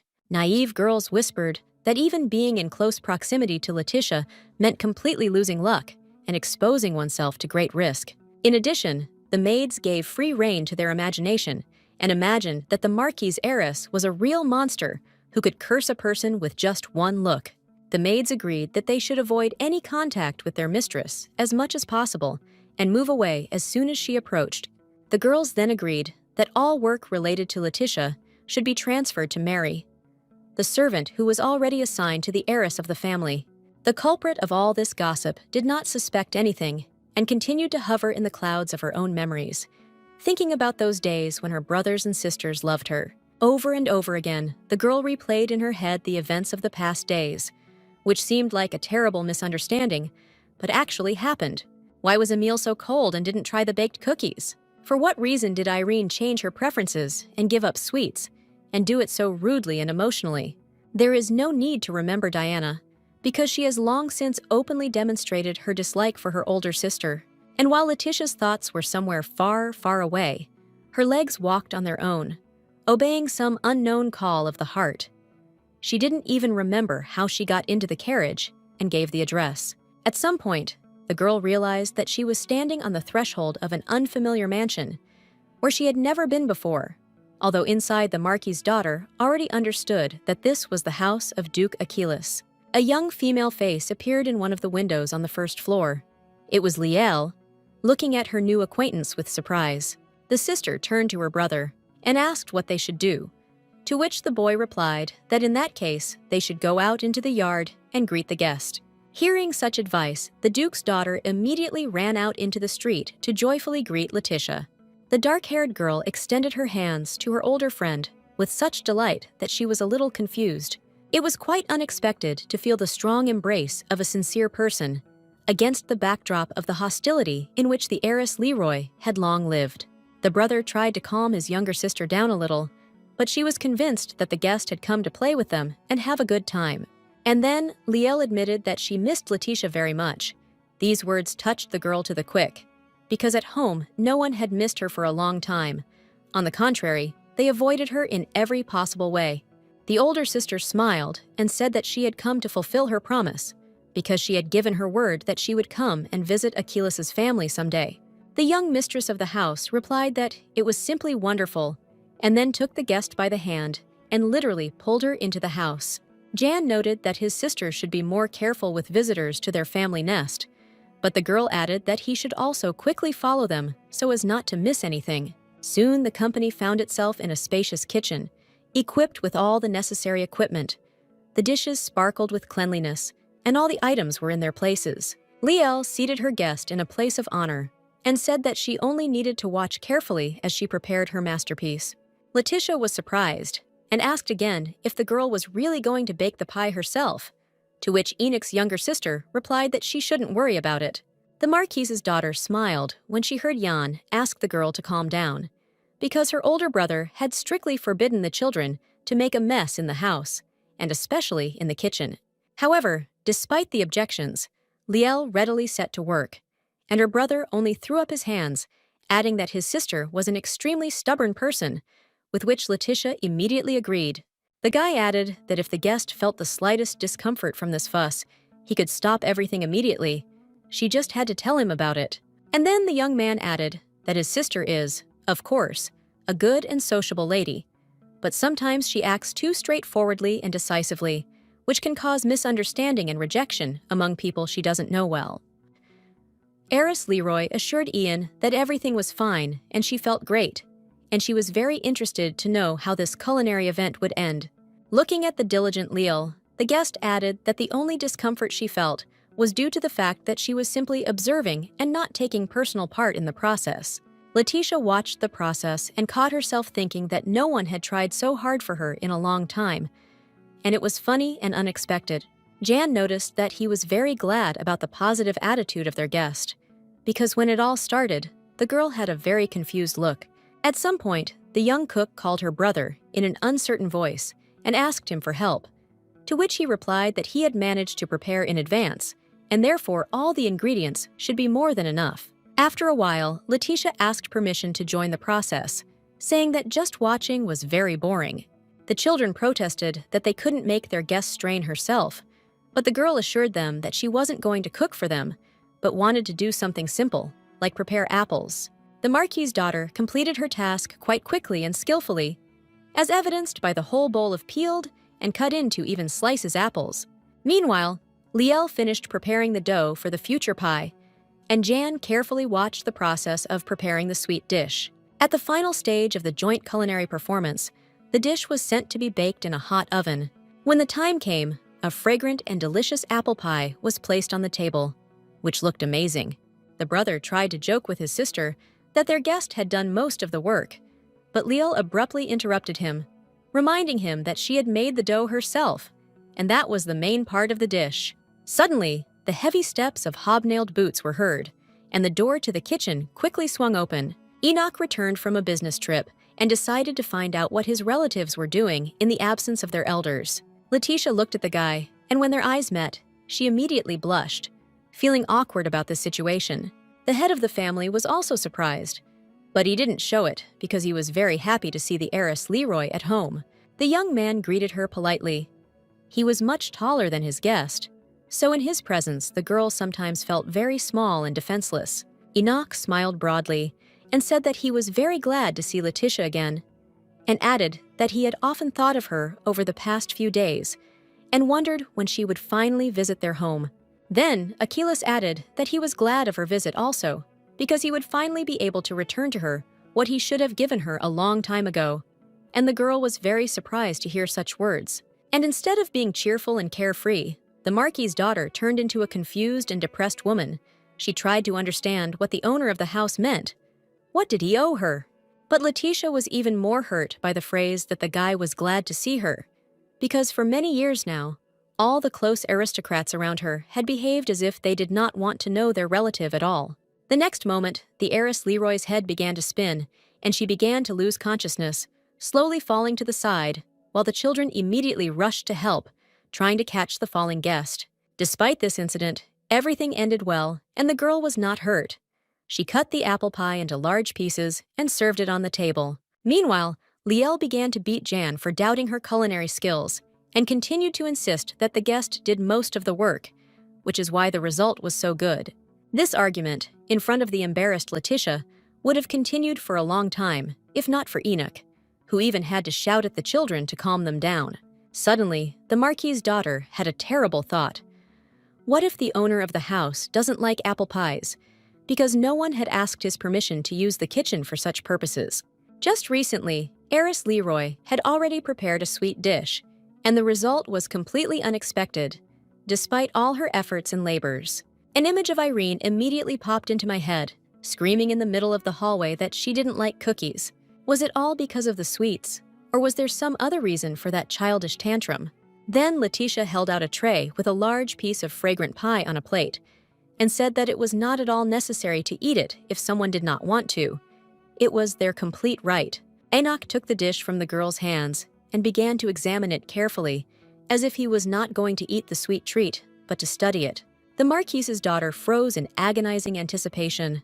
She did not know whether to be happy or sad, because after recent events, she was mentally prepared for any reaction to her culinary creation. The guy smiled and replied that it didn't matter whether he wanted to eat the pie or not, since the work of his loved ones was put into it, so he simply couldn't refuse and had to eat it all. It was a very strange and very ambiguous answer, so the guest decided that she should wait for the reaction after tasting the dish and began to watch as the host of the house devoured the sweetness. Finally, the girl could not stand it any longer and asked if Enoch liked the treat that she and Liel had prepared in his absence. After chewing the piece thoroughly, the head of the house, Achilles, replied that he had not tasted anything more delicious than this apple pie for a long time. And then the guy asked for more, and this confession became another shock for Letitia on this day, so different from her entire current life at home. Before her eyes, pigeons immediately appeared, pecking at her fig cookies. Apparently, her loved ones didn't even try them, but simply threw them away. Bitter tears immediately appeared in the eyes of the heiress Leroy, and she hastily began to apologize for her unexpected reaction. But the girl could no longer restrain herself, and so she covered her face with her hands and began to sob loudly, unsuccessfully trying to suppress the emotional attack. Enoch reacted to Letitia's tears quite calmly and favorably. He stood up from the table and invited the girl to sit next to him and share the meal together. Then the guy touched her face and began to carefully wipe the salty drops off it, saying that he would not be able to continue eating if she cried. Suddenly, the heiress of the Marquis felt irritated, because the young man was telling her such words that she had never heard before and did not even think that she would encounter such a good attitude. And suddenly, there was a cry of incomprehension. It was Liel and Jan approaching. The girl was trying to find out why their dear guest was standing and crying. Letizia began to apologize to the Duke's son and his family for her moment of weakness, because she did not want to be perceived as an emotionally unstable person and a crybaby. But the teenage girl did not listen to the guest. She immediately, without understanding, attacked her older brother and began to reproach him for the fact that he had brought Lady Leroy to hysterics with some offensive word. The head of the house understood that the situation looked a little strange and tried to explain that he only managed to praise the taste of the apple pie, nothing more. But the younger sister did not listen to him. At this time, Letitia sadly sat down on the sofa and began to justify Enoch, saying that he had nothing to do with it. It was all about her. The Marquis' daughter began to nervously squeeze her hands when Leal asked what terrible thing had happened in her life that had thrown the lady off balance so much. And then the noblewoman decided to tell everything because she did not know what to do and how to get out of this vicious circle of alienation and hostility in which her own family had placed her. Letitia felt that she could no longer contain the pain and suffering that she was filled to the brim with and began to talk about how she was hated and offended at home. Enoch stood with his mouth open, unable to believe that their guest could have such serious problems, and Liel was ready to burst into tears herself from pity for her interlocutors. Then the head of the house, Achilles, dropped to one knee and said that she would always be welcome in this house and would be greeted with the utmost warmth and hospitality, after which the young man closed his eyes and added that he hoped that her visits would become more frequent. Letitia listened and could not believe her ears, because no one scolded or reproached her, but only tried to modestly help and soften the burdens of a hard life. Kneeling down, Enoch added that, given the circumstances, he was prepared to prepare something himself for the next visit of the Marquis' heiress. It was very unexpected for the girl to learn that there are people in the world who are ready to do something for her, just to bring joy. The Duke's eldest son smiled and added that he would do everything he could to ensure that his friend would not have to cry anymore. Having thanked for the warm welcome, Letizia said goodbye, got into her carriage, and went home. Jan watched the carriage go and said out loud that he liked it very much and considered their guest a decent person. At first, Enoch did not respond to his younger brother's words. He was thinking about something of his own and pondering the strong feeling that was gradually arising in his broad chest. Then the owner of the house remembered the heiress Leroy, her look, smile, and turn of her head, and then said that he completely agreed with his relative's assessment. And as soon as the guy closed his eyes, he immediately heard her ringing laughter and smiled, as if this was happening in reality and not in memories. While Enoch was daydreaming and replaying the images of the day in his head, Ian suddenly remembered that his older brother was going to return something to Letitia. But the owner of the house replied that it could wait. Once home, Letitia felt completely at peace, because she had finally met people who treated her well and accepted her for who she was. Suddenly, her father appeared in front of her, his gaze stern and his brows furrowed. He asked irritably where his eldest daughter had spent the whole day. The girl wanted to answer, but fell silent. She remembered her parents' previous warning and didn't know what to say. Marquis Barrett, seeing his daughter's confusion, became furious. He shouted that she had violated his direct prohibition and continued communicating with Achilles, a family of losers. The head of the clan continued to drive the poor girl into a corner with threats and accusations, pointing out to her her low and pitiful place. Letitia stood in the middle of the corridor, her eyes downcast, and silently listened to the reproaches directed at her. At the end of his furious monologue, Barrett threatened that if his heir even once dared to communicate with this bad family, she might forget the way to this house. After such a cruel threat, the ground literally disappeared from under the girl's feet, and she felt that she was starting to feel unwell. Having said these terrible words, the head of the family turned around and walked away, leaving Letitia alone with her pain, grief, and sorrow. Having recovered a little from what had happened, the older sister went to her room, but when she pulled the door handle, she saw something strange. There was already someone in her room, and the Marquis' heiress immediately recognized her younger sister and the beauty of the family. The girl asked Diana what she was doing in her room, to which her relative looked at her with a cold and piercing gaze. Then the flower mistress turned away and noted that the fact that this room belonged to Letitia did not make it special, which meant that she could freely enter it. After which, the second daughter added that she did not like her older sister's new acquaintances. Moreover, she considered contacts with them to be unnecessary and undesirable. The aristocrat from the Leroy family pretended not to understand what was being discussed, but Diana immediately cut her off and asked her to stop pretending. And then she coldly remarked that a family that has no money, no luck, and no fortune is not only unworthy of communication, but also harmful and potentially dangerous for them. Letitia was extremely outraged by this attitude towards the Achilles family and asked her sister to immediately stop such speeches. But the flower mistress did not calm down. She reported that rumors were already circulating around the city that the heiress of the glorious Leroy family had made the acquaintance of the damned Enoch, the son of the Duke and his relatives. The aristocrat was very surprised by this turn of events and embarrassedly asked her relative to tell her the details. Diana screamed that the descendant of Achilles was simply using a naive girl to raise his family's reputation at her expense. Letitia frowned, but did not respond to her sister's serious accusations. She simply did not believe them. However, the beauty did not stop and continued to throw mud at the noblewoman's new friends. Then the first daughter could not stand it and screamed in turn for her relative to stop telling lies. Diana covered her mouth with her hand and asked why she should stop saying what she felt she needed to say. To this, Letitia responded menacingly that the Achilles are much more humane than the Leroys because they do not throw away the food that was carefully prepared for them. The eldest daughter still occasionally had visions of those fig cookies that the family had given to the birds instead of trying them themselves. Upon hearing about the incident, Diana laughed and said that she now understood why she had managed to anger her sister. The flower mistress revealed that she was aware of this story when Letitia prepared the food that Emil and Irene refused, and then added that she herself would not have touched it. Then the aristocrat added gloomily that such dishes cannot be eaten because it is unknown what was mixed into them, and therefore they can be dangerous. The elder sister was genuinely amazed at her sister's audacity and asked her to repeat what she had just said. Diana crossed her arms over her chest and coldly remarked that no one trusted the first daughter in this house, so it was naive to think that the dish she prepared would be received with delight.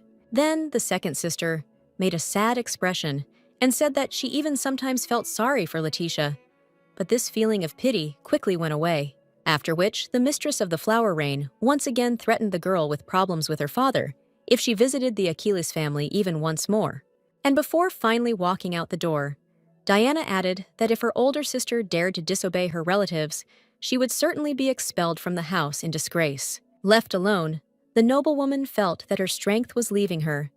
She had not felt so bad for a long time. The girl fell to her knees right in the middle of the room, unable to move due to the moral burden that her father and sister had placed on her. Letitia thought that this cruel and inhuman treatment was like some kind of endless torture, and the punishment was given to her without any guilt. The next few days the older sister spent in bed. She ate practically nothing and almost never left her room. Mary began to worry and began to persuade her mistress to at least get up. The noblewoman responded to all words in the same way. She said that she didn't need anything and she didn't want anything. Not knowing how to distract the young lady from her disturbing thoughts, the maid tried to find a topic that would interest her and mentioned the approaching exams.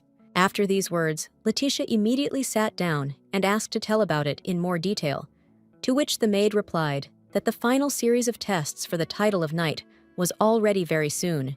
The aristocrat said that she had completely lost track of time because she thought that this event would not happen anytime soon. Then the girl went to the closet and took out from the bottom drawer an item that she had been thinking about for a long time. It was a box containing an exquisite handmade decoration, which Letizia had made herself some time ago, especially for this occasion. A beautiful, thin bracelet rested at the bottom of the box, and when the older sister took the item out, Mary admired this rare and delicate work of pure gold. The aristocrat brought her creation closer to her face and, looking at it carefully, said that according to tradition, such an item should be given to a man who has to overcome difficulties. Mary joyfully exclaimed that this would be a wonderful gift for Letitia's fiancé, but the noblewoman expressed doubts about whether she should do this. The girl then added that she still felt unwell and complained of chest pain, to which the maid suggested that the young mistress spend more time outdoors, at least to see how her favorite flowers were blooming in the garden. Coming out into the corridor, the older sister met Xavier, whom she greeted kindly. The brother, who was famous for his strong spirit and skillful use of a cold blade, saw the girl and immediately became frightened and, instead of greeting her, timidly said that he did not expect to see her here. Letitia asked how he was doing in his studies, since the exam for which the boy had prepared so diligently was coming up soon. The young man raised his hands up, began to back away, and replied that he was too busy right now to talk to her. Suddenly, the Marquis's first daughter saw her brave and courageous brother turn around abruptly and run away, as if it was not his own sister standing in front of him, but a terrible and merciless monster. A passing maid, carrying clean dishes from the kitchen to the dining room, accidentally witnessed this strange scene. Letitia noticed how the maids were exchanging meaningful glances and asked them what was going on here. But the girls did not answer. They only blinked their eyes in fear. The noblewoman looked at what was happening with horror and could not believe that those around her were avoiding her and running away as if from a fire. During breakfast, the Marquis's daughter praised the aromatic tea for its taste and strength, saying that it was quite good, while the maid who prepared it immediately turned pale. The girl serving at the table was clearly not happy that Letitia had paid attention to her. Her face reflected an extreme degree of anxiety and concern. Without looking up from her breakfast, Letitia noticed that Annie, that was the name of the maid, looked strange today and was behaving unusually, to which the maid replied that everything was fine. Suddenly, the Marquis's daughter saw how, under the pretext of an urgent errand that the girl had just remembered, the housekeeper hurried out of the room as quickly as possible. Looking after the running servants, the elder sister thought that something had clearly happened during the days she had spent in bed, because everyone around her was acting strange and was literally afraid to be near her. This was very unusual, because Letitia often walked around the family mansion and constantly met workers in the house. On the faces of some, the Marquis's daughter saw pity and anxiety, which they did not even try to hide. The other servants preferred to flee in panic, showing with their whole appearance how scared they were and how much they panicked at the sight of the young mistress. It was all very strange, but no one was going to tell the young aristocrat what was really going on and the reason for such an attitude from those around her. Thinking that this could not go on for much longer, the first daughter decided to find out at least something and went in search of her family members. The first person from the Leroy family that Letitia met was her younger sister, Irene, who was holding a large rabbit with button eyes. Coming closer to the frightened girl, the eldest daughter asked her if she knew anything about why all the household servants were avoiding and keeping aloof from her. However, instead of answering, the little girl made a scary face and screamed at the top of her lungs so that her sister wouldn't come near her. The aristocrat was surprised that her family reacted in the same way as the servants, because she had hoped to get some answer to this series of mysterious panic attacks in the people around her. True, Irene, unlike the others, remained standing in place, saying that she was very afraid to be near her sister, because she was afraid of unknown troubles threatening her. Despite the girl's panic, Letitia tried to question her to find out at least some details and the reasons for this fear. The third daughter replied that the girl's awakened abilities were to blame, namely, the talent to bring trouble and sow misfortune on those around her. These words made the Marquis's heiress feel uneasy, because she could not even imagine how stupid rumors could have become so firmly entrenched in the minds of so many people. Irene was also about to run away, but before that, she said that Letitia herself should avoid any contact, and best of all, never leave her room at all. The noblewoman recalled her recent conversation with Lord Seos, in which she said that her luck level was lower than others, but that did not mean that she brought trouble to those around her. The youngest daughter, without turning around, said that any communication with Letitia only creates a lot of problems, and therefore she herself does not want to participate in this, and leaves. The older sister yelled at the girl that she didn't dare just interrupt their conversation at her own will and leave. Following these words, a young guy appeared in the corridor. He asked what had happened and why those present were making so much noise, distracting him from his important work. Letitia immediately calmed down. She always respected Emil's intelligence and resourcefulness. Perhaps he would be the one to help her figure all this out. Seeing her brother, Irene immediately hid behind him, seeking support and protection, and the young man, noticing this move by his younger sister, took it quite calmly. The noblewoman lowered her head and closed her eyes, and then asked if her relative knew about the rumors that were spreading around that she was to blame for people's troubles and misfortunes as soon as she was nearby. The guy responded with his characteristic restraint and prudence that such information had indeed reached him. The girl pressed her hand to her chest and asked what he thought about this, whether he believed in these legends or had a different opinion. Emil replied that he never took seriously what servants quietly whispered about. Usually it was made-up nonsense and nothing more, but added that she should not shout at her younger sister. Letitia said that she didn't want to put pressure on the little girl, but she was acting very strange and was the first to start screaming whenever they met. The brother noticed that the girl was very scared, and this should be taken into account when communicating with her. And by communicating in raised tones, the sister would definitely not solve anything, but would only worsen the situation. The noblewoman wanted to answer something, but the words froze in her throat, because in fact this smart guy was saying everything correctly. Irene held her protector's hand and looked with obvious distrust at Letitia, who was no longer as scary, but still caused extreme concern. The Marquis's daughter realized that she had made a mistake, because she should not have raised her voice at her sister, because in doing so, she only confirmed the bad rumors and ruined her reputation in the eyes of others. The older sister looked closely at the girl and, carefully choosing her words, began to ask for forgiveness for her thoughtless act. Emil turned to the child and hugged her with his arm so that she felt even more protected and could finally calm down. After the apology was made, Letitia wanted to add something else, but she could not formulate her thoughts. Words came with difficulty to her. From the outside, peace, comfort, and harmony reigned in the Marquis' mansion. The lawns were mown, the flowers were fragrant, and the building itself shone with cleanliness and a rich shine. However, within these walls, among the servants, the legend of Letitia's curse grew stronger and wider every day, according to which anyone who was nearby or even caught her eye would get a lot of trouble.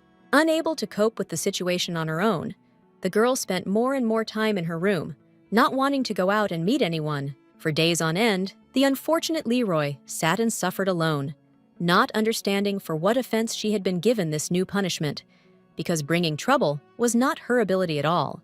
The aristocrat thought a lot about what she should do, but no bright ideas came to mind, so she continued to suffer.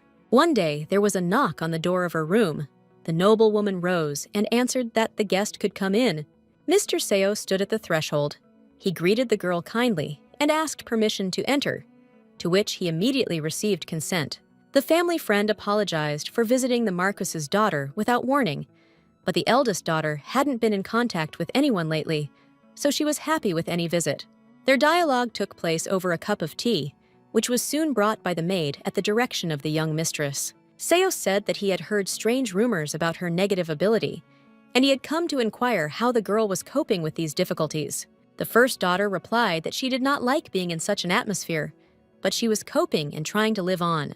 Then the guest asked what Letitia herself thought about the legend that had spread. The girl put the cup on the table and asked again what Mr. Seos really wanted to ask, to which the man replied that he was interested in whether the Marquis's daughter herself considered these rumors to be true. Heiress Leroy closed her eyes, because she was already tired of making excuses to others. After which, Letitia put her hand to her chest and said that she was firmly convinced that she had no evil ability to bring grief and misfortune to people, and all these rumors were complete fiction. The family friend looked closely at the noblewoman, and it seemed to him that she was speaking the truth from the bottom of her heart. The girl looked into Mr. Seos's calm eyes with some hope and counted, if not on help, then at least on psychological support. The guest looked at the girl's clear and bright gaze and sincerely wanted to help her, although he didn't yet know how. The man then took a sip from his cup and added that he also considered the legend of the ability to bring misfortune to be absurd and dangerous nonsense. After which Mr. Seos closed his eyes and said that, firstly, it was necessary to restore the reputation of the heiress Leroy and dispel the cruel myth, and secondly, to find her true gift.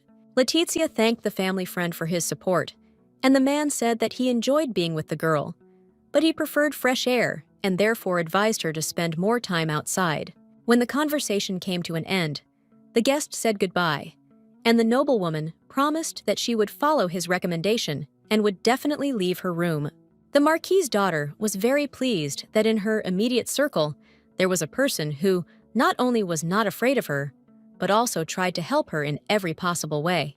Letitia folded her arms across her chest and mentally thanked Seos for his intelligence, kindness, and care. Now she felt much lighter and calmer in her soul. Heiress Leroy stood in silence for a while longer, considering her next steps. Then the young noblewoman called her faithful Mary and asked her to prepare clothes for the trip to the city.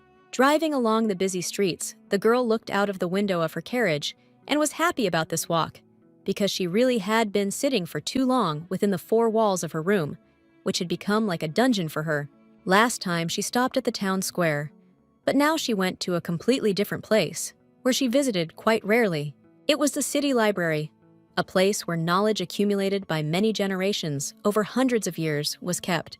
Letitia decided that with the help of literature, she could find the answer to the question that had been tormenting her for a long time. What kind of ability did she have? The day was already drawing to a close. The girl had looked through a whole stack of all sorts of books, but had not yet made any progress in her search. The Marquis's daughter took the last book for the day and began to study its pages. But even here, she could not find anything useful. As she left the library, Letitia thought that she should search as quickly as possible, because if her father found out about these rumors, he could easily kick his useless daughter out of the house. Suddenly, the girl saw a tall silhouette in front of her and looked up. She clearly did not expect to see here the man she had recently met. It was Enoch in his dress uniform. He was just walking past the building and stopped right in front of the steps that the Marquis's daughter was descending. The young people greeted each other joyfully, and the heiress Leroy noted that she had not seen the head of the Achilles clan for a long time, and she was interested in how he was doing. The guy replied that he was fine, and then Letitia asked where his relatives were, with whom he was in the city during their last meeting. Hearing that Liel and Jan stayed at home, the girl immediately became sad. The guy asked what happened and why she was so sad. Enoch looked closely into the clear eyes of his friend and noticed that today she looked somehow tired and anxious. And then the head of the Achilles clan added that the girl could share her sorrow with him to ease her soul. Letitia folded her arms across her chest, wondering what question she should ask. After which the Marquis's daughter looked hopefully at the Duke's son and asked if he knew anything about the Leroy family, about its talents, and the inhuman abilities with which its representatives are endowed.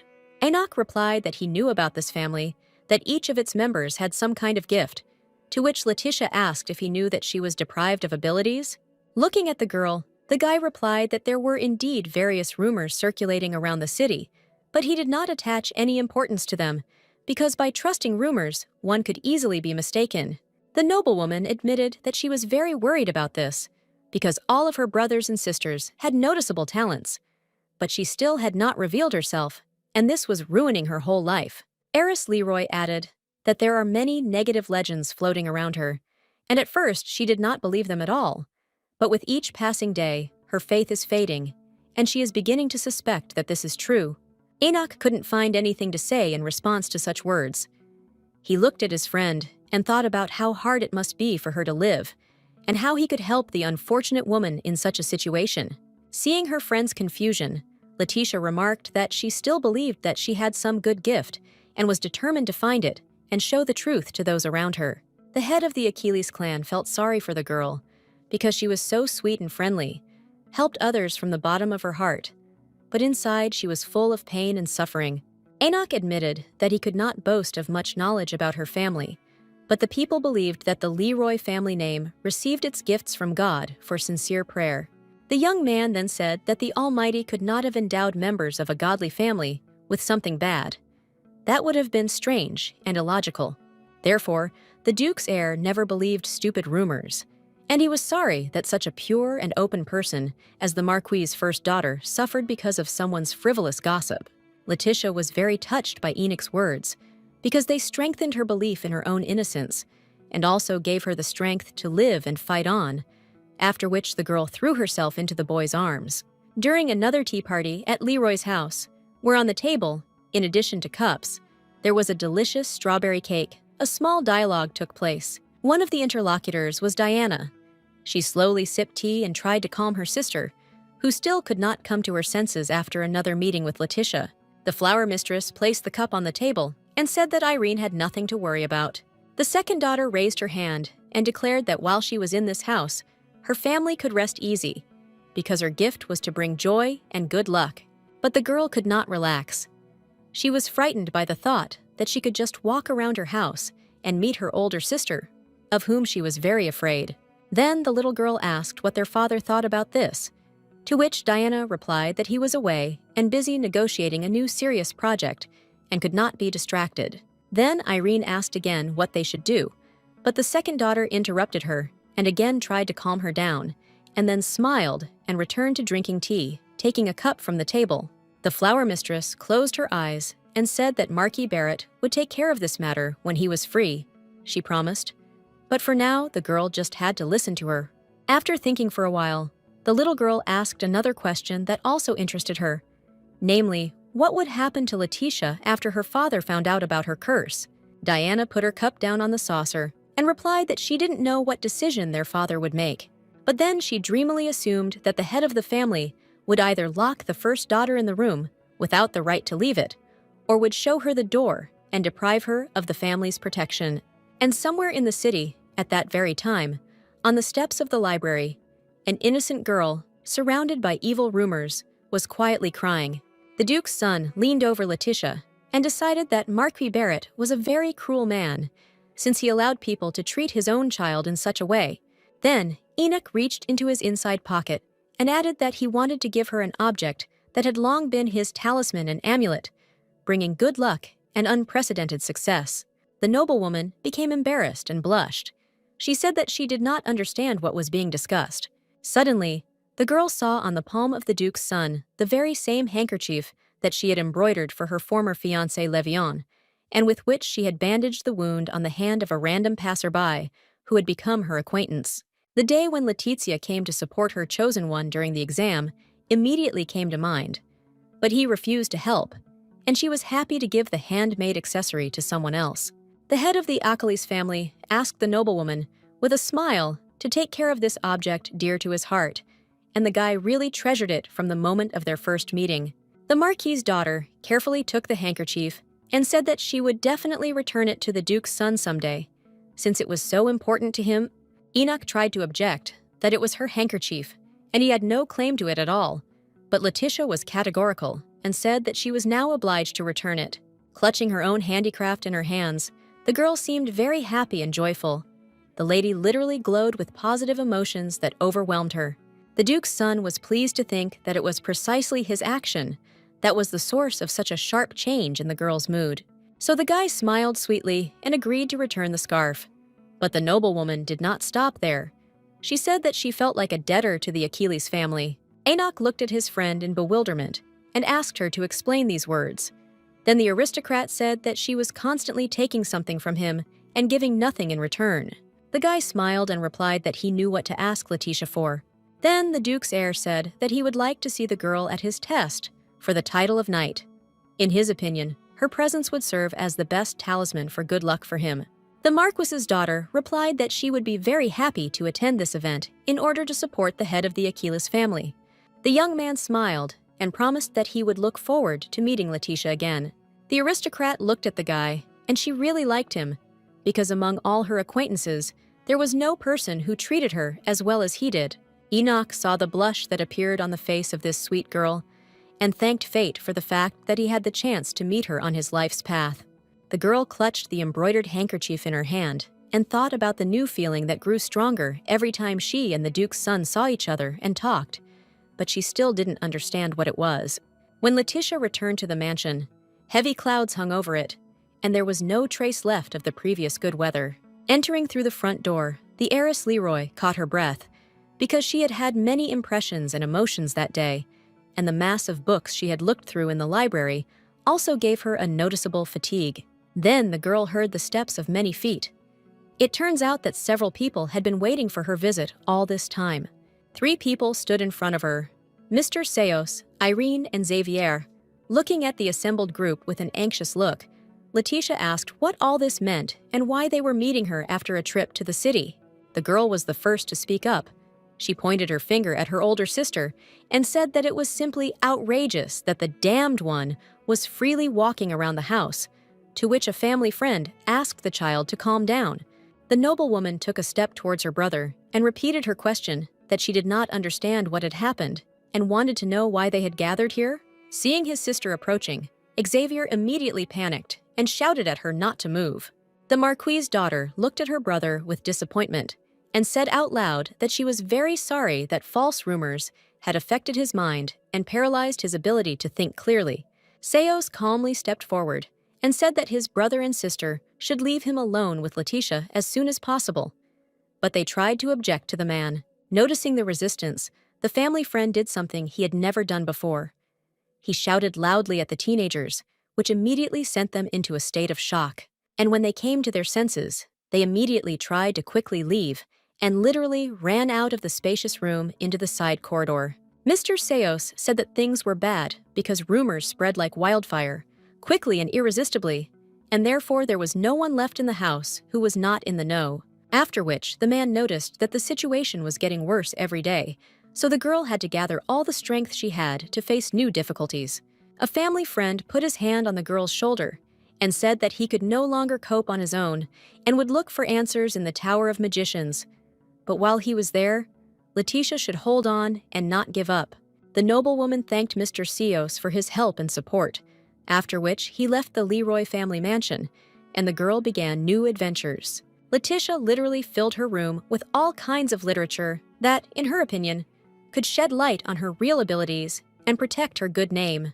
Reviewing book after book, the Marquis's daughter tried to find at least some clue that would help unravel this complex knot and lead to the solution of her true gift.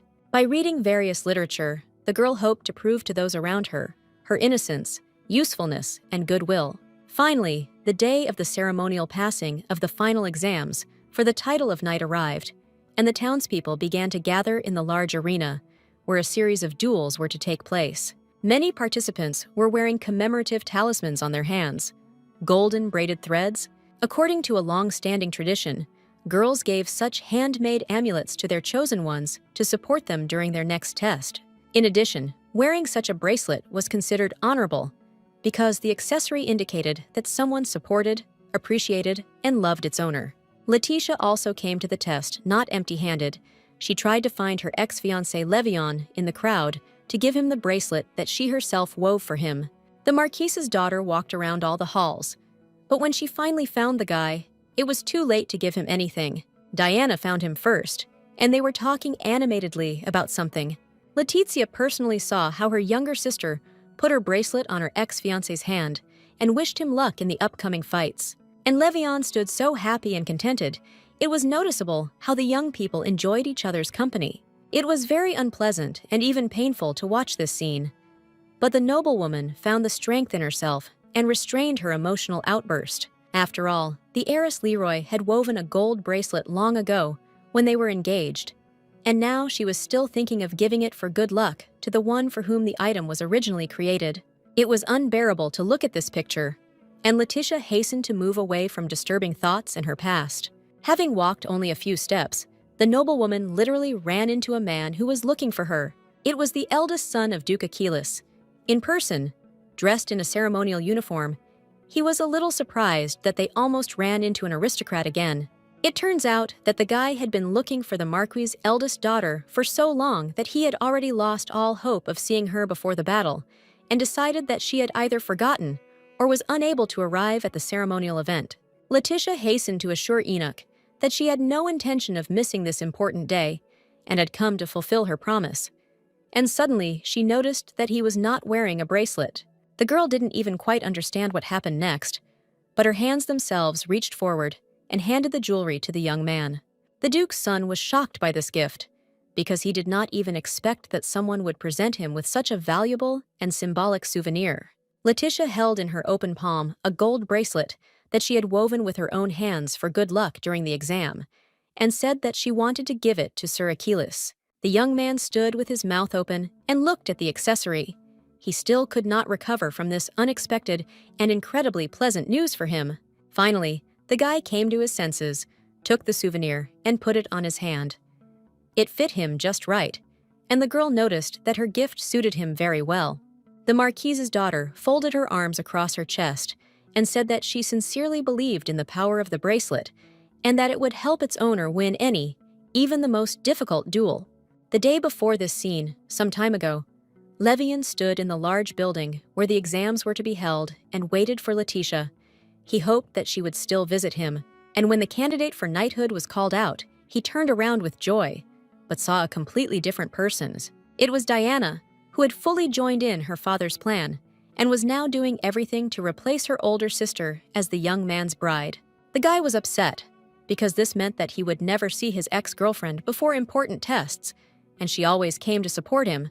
but the last time he pushed her away. Levian did not hide his feelings and directly asked the Marquis' middle daughter where Letitia was, which made the girl somewhat embarrassed. Heiress Leroy made a sad face and immediately lied on the spot, saying that her sister would not be able to come today and therefore sent Diana in her place. The knight candidate thanked the noblewoman for her support and was about to leave, but the girl grabbed his hand and asked him to stay. The Marquis's daughter smiled and said that she could not let the boy go without a gift, and then showed a bracelet made of gold thread. The guy added that she shouldn't have given him such a serious accessory, but the girl gently insisted and began to put it on Levian's hand. The young man was pleased that he was given a souvenir, and he smiled, while the heiress Leroy added that she would take care of the boy instead of her older sister, who was unable to do so. Then Diana smiled and added that she would support the guy in his trials. Suddenly, the girl saw that her chosen one had suddenly become very serious, was not listening to her at all, and was looking in a completely different direction. The Marquis's daughter called out to Levian, but he did not respond or even turn around, but only continued to watch someone attentively. The whole point is that the knight candidate heard a familiar voice, and, when he turned around, he really saw the girl he had been waiting for that day since the morning. But Letitia was not alone, and the young man suddenly decided that she had not come to him, but to a completely different person, and now they were chatting nicely together and having a good time. Diana followed the groom's gaze and, to her amazement, saw her sister in the company of Sir Aquilas, with whom she was strictly forbidden any communication. Meanwhile, the young people did not suspect anything and continued to laugh and joke. And, following the surprise, the mistress of flowers was overcome by the cruel idea that she could use this knowledge to her advantage and get rid of her rival, the older sister, forever. Suddenly, Leal ran out of the crowd and, running up to her brother, wished him a quick and unconditional victory over all opponents. Ian appeared behind the girl. He looked much calmer, although he was also worried about his brother. Seeing his relatives, Enoch laughed and said that they looked as if they were going to take the exam themselves. But the girl could not calm down and said that at least someone in their family should be worried and nervous, because today is a very important day for all Achilleses. Suddenly, the relatives saw a gold ornament on the older brother's wrist and were very surprised, but he assured them that they should not pay so much attention to the bracelet. As he left, Enoch called out to his loved ones in a friendly manner and told them not to worry, as he would do his utmost to prevail. When the boy had walked far enough, his face became serious, because he knew that the future of his entire family depended on this exam. Finally, when the time for the competition came, the knight candidates left the hall where they had been socializing with their families and rushed to make their final preparations for the fights. Enoch remembered his conversation with Letitia when he asked her to come on the day of the exam. Now this idea didn't seem so good to him. Perhaps he had gone too far that day, which he now regretted. Yes, the head of Achilles was indeed looking for an opportunity to see this sweet girl again. But when she came to the gala event, Enoch did not even suspect what would follow. The Duke's heir first became suspicious when he saw a gold bracelet in Letitia's hand. And now Enoch looked at this unusual souvenir and thought that luck would accompany him in all his endeavors. The knight candidate lightly squeezed the yellow metal in his palm and felt himself filled with unprecedented strength and self-confidence. The next day, the Leroy family home was still sparkling with cleanliness and order, and the green hedges in front of the mansion gave it a sophisticated and stylish look. Letitia walked and thought about the many strange, inexplicable events happening in her life. Suddenly, the girl was called by a familiar voice, which she did not expect to hear within the walls of her own home. It was Levasan, her ex-fiancé, who suddenly arrived and then offered to have tea and chat with him. This was a surprise for the Marquis' daughter, but she immediately agreed and headed to the guest room, following the young man. When cutlery, a hot teapot, and sweet cakes were placed on the table, the young people sat down opposite each other and began to talk. Letitia had interacted with Levian many times at the dinner table, but this time it was different. She felt awkward, constrained, and embarrassed. The ex-fiancé looked intently at the girl and asked if she wanted to tell him something, to which the noblewoman replied that she did not understand what was being discussed. The guy shook his head reproachfully and said that she shouldn't pretend, because he knew everything, and then he added that it was not right to send his sister Diana and convey through her that she would not be able to come to the ceremony, while at the same time she was having fun in the company of another gentleman. Levion then added that the engagement was not officially broken yet, and her behavior cast a shadow not only on the Leroy family, but also on his own line of Marquis Alemi. The older sister lowered her eyes and blushed. She felt uncomfortable because she felt that she was to blame for what happened, so she did not make excuses and did not even say that Diana lied. The guy reminded her that just recently he had asked her to make an effort to find her gift and spend all her free time on it. But Letitia was barely listening to her interlocutor. She was recalling in great detail her recent meeting with Enoch. Levion noticed that his words did not offend the aristocrat, and clenched his fist, on which rested the bracelet given to him by the middle daughter of the Marquis Barrett. Then the young man simply fell silent and continued to watch the girl sitting at the other end of the table. At some point, the guest transferred his irritation from Letitia to Enoch Aquilus, and promised himself that when he had the opportunity, he would cruelly punish this man. Levion looked out the window and added that she should put as much effort as possible into finding her gift in order to finally solve the main problem of her whole life. The girl replied that she did not know how to do this. She tried and tried, but it did not work. And if the son of the Marquis of Alem knew a way, let him share it with her. After which, Letitia added, with a break in her voice, that the guy couldn't even imagine how hard it was for her to live with such a burden and the weight of responsibility for the whole family. Levion replied that he understood her difficult situation, but still believed that she should use every free minute of time to work on herself in search of a gift. The Marquis's daughter literally exploded upon hearing these words and reproached the guy for the fact that he, like many others, only blames her and forces her to take action, while he himself does not want to help at all. To this, the son of the Marquis of Alem noted that she should deal with this issue on her own, and he did not know what exactly she needed to do. Letitia put her hand to her chest and literally screamed that the other person had no idea how much effort she was putting into finding her ability. But the guy did not want to listen and understand what she wanted to tell him, and so the girl, helpless, put her hands on the table. Levion then added that he no longer wanted to continue this conversation because it was very difficult for him to be with the Marquis's first daughter. Letitia realized that the words were meaningless and therefore advised the young man to leave her house immediately, after which the guest stood up and went to the door. The ex-fiancé turned around at the door, but couldn't find anything to say, and so he simply left the room, his face reflecting sadness and sorrow. The noblewoman looked long at this man, for whom she had recently felt so many warm and pleasant feelings. But now everything had changed.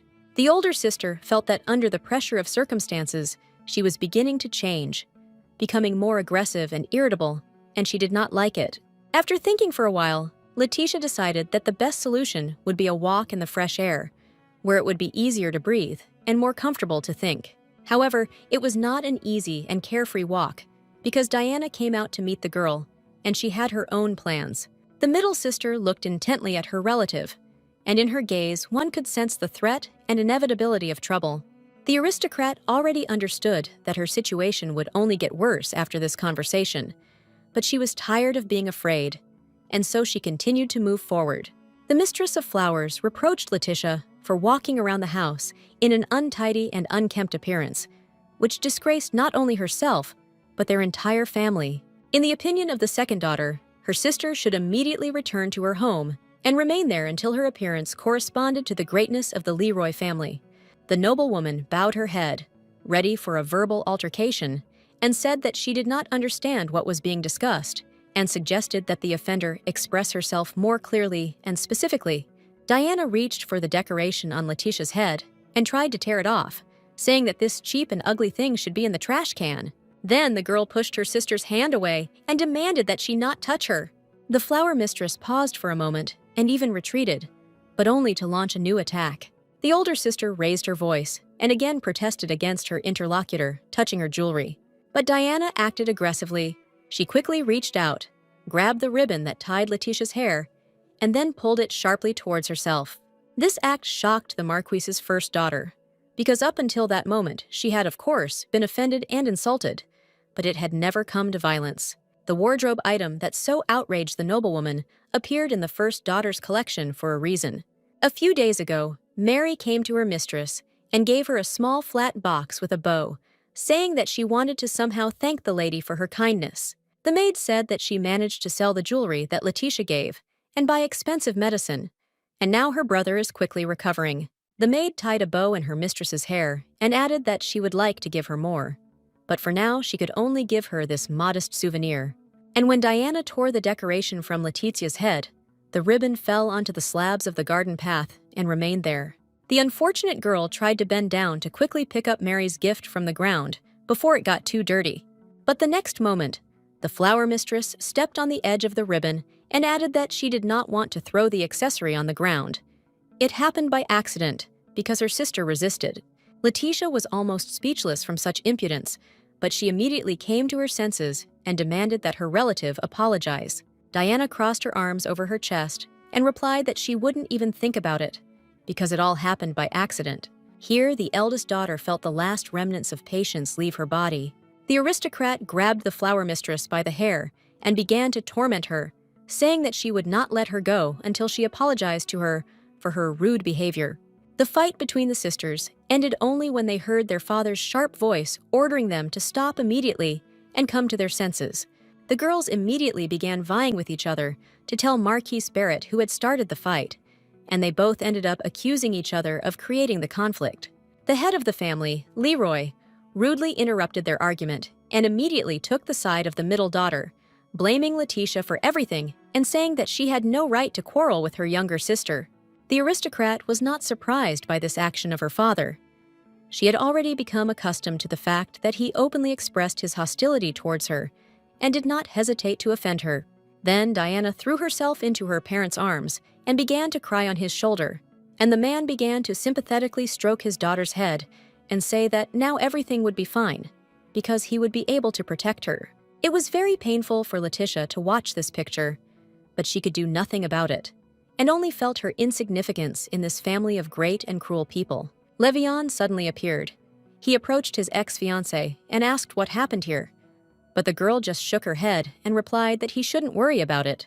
But the son of the Marquis of Elam was not satisfied with this answer and intended to find out what had really happened a few minutes ago in this very place. In a breaking voice, the girl repeated that it was absolutely unimportant and there was no point in talking about it. But the guy insisted he wanted to know why the sisters fought.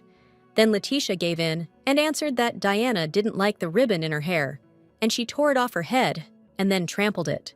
The girl continued to clutch the decoration in her hand, while Levian thought about what he had heard. Finally, the young man touched his hair and declared that it was very strange and unreasonable to make such a scandal over some ribbon. Letitia asked the guy to explain what exactly he meant. Then the son of the Marquis of Elam added that he was ready to buy her 100 of any ribbons she wanted, if she agreed to make peace with her sister and settle this minor disagreement. The girl responded angrily that some things cannot be bought or sold. They can only be earned, and what is important to her is not the ribbon itself, but other people's attitude towards it.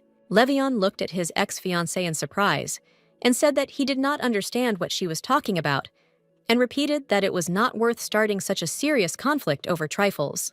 Letitia noted that for him, this ribbon may be the most ordinary and unremarkable, but for her it is an expensive and valuable thing that cannot be treated like that. The noblewoman lowered her voice, raised her hand with the ribbon up, and put the other to her chest, and said that this was an important gift that she treasured very much, which is why she was reacting so emotionally. But the young man did not hear her. He only repeated that he could give her many, many different ribbons just to settle the conflict. Then the heiress Leroy asked if he really thought he could give her a ribbon that she would like more than this one.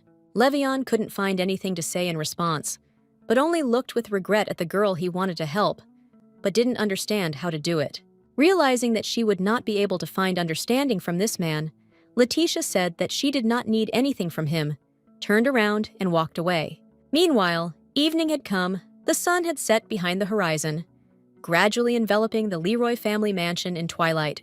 The ex-groom stood in the middle of the luxurious garden and reproached himself for not being able to talk normally with his bride, because their status had not yet been officially determined. And while the guy was tensely thinking about what he had done wrong and how he could get out of this situation, he was called out.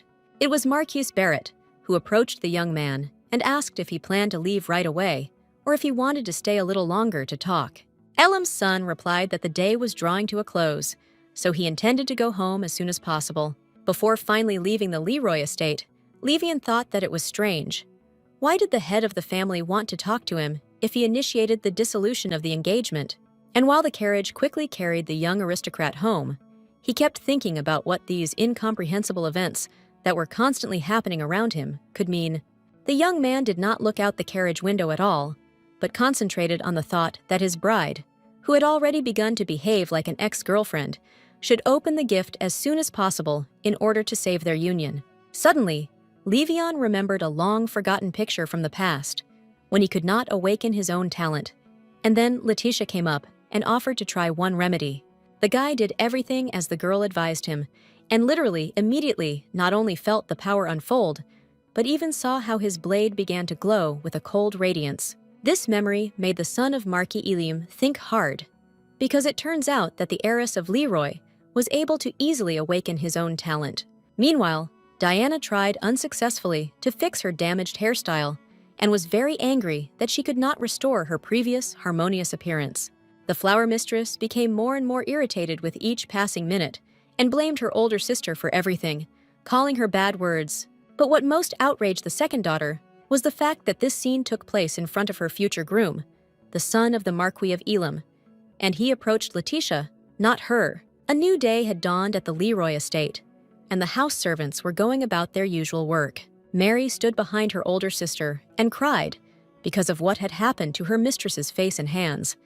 There was literally no living place on them. The heiress of the family tried to tell about what happened in detail, but immediately realized that then she would have to tell the servant the truth, that Diana did not like her gift, and she did not want to do this. The maid looked so frightened and upset that Letitia did not dare to tell her what had happened to her ribbon, and only said that she should not worry about it. Mary approached her mistress and hugged her by the shoulders, and then promised that she would always be there in difficult times and that the noblewoman could rely on her at any moment. The maid then added that she, of course, had no title and was born into a simple family, but she was always ready to hug, hold her hand, and morally encourage her mistress. After these words, Letitia felt much better, and she even agreed to go to the garden to drink tea there on the territory of the gazebo. The other maids who saw the older sister leave the house were very unhappy that the heiress Leroy allowed herself to leave her room. They were panicky, afraid even of her gaze. Diana was walking by. She heard the servants' conversation and assured the girls that very soon they would not have to worry about this, because she would personally sort this issue out once and for all. Then the second daughter stopped and listened with pleasure to a stream of flattery and pleasant words from the house servants, who were glad to quickly get rid of the damned one and showered the lady with a mass of compliments. After this, the heiress Leroy went to her father's office, as he had recently returned from a long trip and could now take care of the business without leaving home. Barrett asked how his beloved daughter was feeling, to which Diana replied that she was gradually recovering from the terrible events of the previous day. The cunning sister made a pitiful expression and said that now she would have to take medication to fully recover, and then added that she had important information. The head of the family expressed concern about his daughter's health, and then added that he was currently free from work and could devote as much time to her as necessary. Then he noticed Diana's bandaged arm and asked what had happened, since there had been no noticeable wounds there just yesterday. The girl quickly put her hands behind her back, but her father demanded an explanation, because no one dares to encroach on his beloved daughter. And then the flower mistress began to speak. She had been preparing this speech for more than one day and expected to receive certain consequences as a result of this conversation. White daisies bloomed in the garden and did not even suspect what passions were happening somewhere very close to them. Butterflies fluttered carefree from flower to flower and delighted the eye with their intricate patterns on their wings.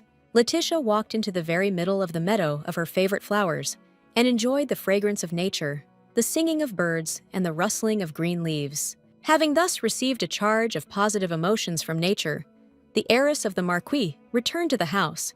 Now she felt much better and was full of strength and energy. Suddenly, her father appeared in her path. It was so sudden that the girl immediately froze in fear. The man's face was very serious, and his gaze expressed anger and fury. Naturally, this meeting was not accidental. and therefore did not bode well for the poor girl. Diana stood next to him. She had long blamed her sister for all possible misfortunes. Then Barrett asked how Letitia, having the ability to bring trouble, dared to leave her room. When the first daughter tried to defend herself and object, the Marquis reminded her that she had also disobeyed his order and continued communicating with the Achilles family. And then the man raised his voice and said that her behavior was simply outrageous and unacceptable, after which Chief Leroy pointed to the second sister's bandaged wrist and said that this was confirmation of the curse that Letitia had brought upon their family with her actions. The cunning mistress of flowers smiled lightly and rubbed her bandages, as before her eyes, the insidious plan she had created was being fully realized. The Marquis continued to put pressure on and blame his own daughter for misfortunes, troubles, and any problems, and then added that if things continued like this, the girl would completely destroy their family. Barrett ended his disparaging monologue by announcing his decision to strip his first daughter of her status as a member of the Leroy family.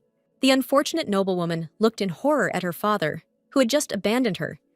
She had no idea that such a nightmare could happen to her. The Marquis added that from now on, she no longer has any connection to their family. Thus, he hopes to save their ancient family name from its curse. Letitia tried to talk to her father, but he didn't even want to listen to her, and silently turned around and walked away. The rootless aristocrat stood in the middle of the corridor and watched her former relatives, who had treated her so cruelly and inhumanely, slowly walk away. After some time, Irene went to see Deanna to find out about her health. Everyone was worried about an unknown injury on the second daughter's hand. However, the flower mistress assured her younger sister that she was completely fine and immediately unwound the strips of white cloth, showing that her hand was completely healthy and there were no wounds there. The rogue smiled and added that there was no damage there at all, and the bandages were just an important part of the performance that she masterfully played out in front of her father. To finally turn the parent against his first daughter, the aristocrat told him that she had hit her hand after Letizia had wished her to suffer and feel pain. Diana showed Barrett her bandaged hand and added that her sister was not there at that moment, but after this evil wish, she soon tripped and got injured.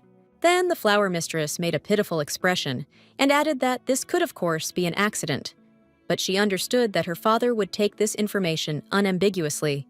For a while, the insidious girl was silent, considering the possible consequences of Letitia's expulsion, and then she added that she was proud of her plan, because thanks to it, their family finally got rid of such a walking misfortune as their first daughter. After which the girl laughed loudly with joy that her plan had worked out so well. Meanwhile, a painting suddenly fell from the wall in the Marquis's office and fell to the floor, with the frame and glass shattering into pieces. Marquis Barrett was very surprised, because he had abandoned his daughter. So why did her curse continue to work after she lost her status as Leroy's heir? At this time, Letitia was walking quickly along a forest path. She ran away from home immediately after the humiliation that her relatives had inflicted on her. The hair on the desperate girl's head was disheveled, but she did not pay attention to it, because in her chest there was only one thought: to leave the possessions of another family as soon as possible. At some point, the unfortunate woman caught on a lying branch, tripped and fell. She felt the strength leaving her body, unable to resist the circumstances. Letitia took only one item from home with her, an embroidered handkerchief that she had made with her own hands. She had nothing else. Then, the former heiress of the Marquis remembered Sir Enoch, who called this accessory his talisman, bringing good luck and success. The guy spoke quite sincerely when he gave the handcrafted item back to its creator. During their last meeting, the Duke's son asked them to take care of the handkerchief because it was important and dear to him. This piece of fabric, decorated with a green pattern, may have looked like an ordinary rag, but one person put his time and effort into it, and another, emotions and hopes. Letitia looked at the accessory, and tears appeared in her eyes, and a heavy lump rose in her throat. And then the girl knelt down, pressed the talisman to her chest, and began to pray to God, asking him for protection, patronage, and wise advice, because she did not know at all what to do next. As a response, literally a few seconds later, streams of pouring rain fell from the sky onto the girl's head, because the Almighty often speaks to us in the language of life's circumstances. Letitia felt a little embarrassed. She felt very cold, and she never expected to receive such a quick and such a strange answer to her request. Her first thought was to get up and immediately start looking for any shelter, but despondency gripped her body, and for some time the girl continued to kneel in the pouring rain. Then the former daughter of the Marquis completely gave up, because she didn't even know where she should go in such a situation. Suddenly, heavy footsteps were heard from somewhere. Apparently, a man was confidently walking along a forest path. Suddenly, a familiar voice called Letitia by name. The homeless daughter turned around and froze in amazement, because she clearly did not expect to see him here. It was the head of the Achilles clan in person. The guy had an umbrella in his hand, and his face expressed genuine concern. Soon a full moon appeared in the sky, and the rain began to subside, little by little, and the clouds began to disperse. Enoch decided that the girl had fallen, and asked her to get up immediately, but then he saw that she was soaking wet. The young man took her cold little hand with his warm big palm and helped her rise from the damp ground. Then the young man began to ask the girl about what had happened, but she said that everything was fine, although her face was wet not only from the rain, but also from bitter and salty tears. The guy added that it was impossible to walk down the street at such a late hour and in such weather, and then offered to walk her home to the Leroy family mansion. Letitia replied that she was grateful to Enoch for his help, but she could not return there because it was now a foreign home and a foreign name to her. After which, the rootless aristocrat told her friend that her father had abandoned her and thrown her out of the family estate, and now she had nowhere to go and did not know what to do next. The girl lowered her eyes and thought that now she would surely lose her last friend, because she was a nobody. And why would the Duke's son communicate with a man deprived of his noble title? Enoch looked at the Marquis's former daughter with a long and attentive gaze. He understood that such a blow was really hard to bear. After this, Enoch invited Letitia to go to his home, to the Achilles family mansion, where she was always welcome. The girl could not believe this joy, and so she asked again if the guy was really inviting her to his place, to which Enoch replied that he did not know a better place where she could dry out and warm up. But the lowly noblewoman repeated the question, for it seemed incredible to her that the aristocrat's opinion of her had not worsened after he learned that she had lost her status. The Duke's son laughed and assured Letitia that not only he would be glad to see her, but also his brother Jan and sister Leal, for they had become so attached to her during the rare meetings they had. When they arrived at Achilles' estate, the gates were welcomingly open, and the girl thought that now her whole life depended on one noble and honest man. The rain had picked up again and was now pouring down in buckets, but it didn't matter, because the former daughter of the Marquis was now in a warm and dry room under the protection of good Sir Enoch.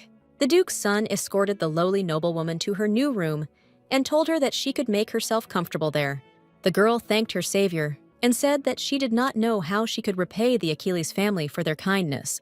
The guy replied that good people need help, especially if they are in trouble, and added that Letitia could not just spend the night there, but stay for an indefinite period. The former Leroy noted that if she stayed, she would become a burden to the hospitable people, but Enoch politely asked the girl to calm down and focus on drying off and resting. Before leaving, the young man smiled affably and wished his guest good night and peaceful dreams. Letitia blushed and also wished her savior good night, and then thought how lucky she was to have met this incredibly compassionate man on her path. But then a deep sadness came over the face of the lowly noblewoman, because she began to think that she would create trouble and an additional burden for the poor family of Achilles. After all, they know her so little, but they surrounded her with love and care, like a close and dear person. How can Leroy's ex repay them? And if earlier Letitia was burdened with the hostility and cruelty of her own family, now she was burdened with the burden of an unpaid debt in which she found herself, having become a guest in a new house. The next day, a meeting of the heads of the Leroy and Elam families took place at the Marquis's mansion, where Levion learned that his ex-fiancée had been struck off the family list and left the estate. The former father of the first daughter coldly noted that he had no other choice, but the guy began to insist that it was impossible to do this and asked where the girl was now. And when the young man heard that Barrett had no idea where Letitia had gone, he shouted at the man, which caused a negative reaction from the head of the family. Levion eventually threw open the door and hurriedly left the family gathering, going in search of his former fiancée, who had been stripped of her status. Marquis calmly commented on his son's actions, adding that over these many years, the boy and the girl have become very close and have become like a real family, which is why the boy is so worried. Barrett scratched his forehead and said that children rarely listen to their parents, so he understands everything and accepts the situation as it is. Levian still couldn't believe what had happened, because now he could forget about marriage with Letitia forever. But what outraged him most was the attitude of her own father, who had abandoned his daughter. Over and over again, the guy replayed in his head their last conversation, when the sisters fought over a hair accessory, and then she clearly tried to explain something to him.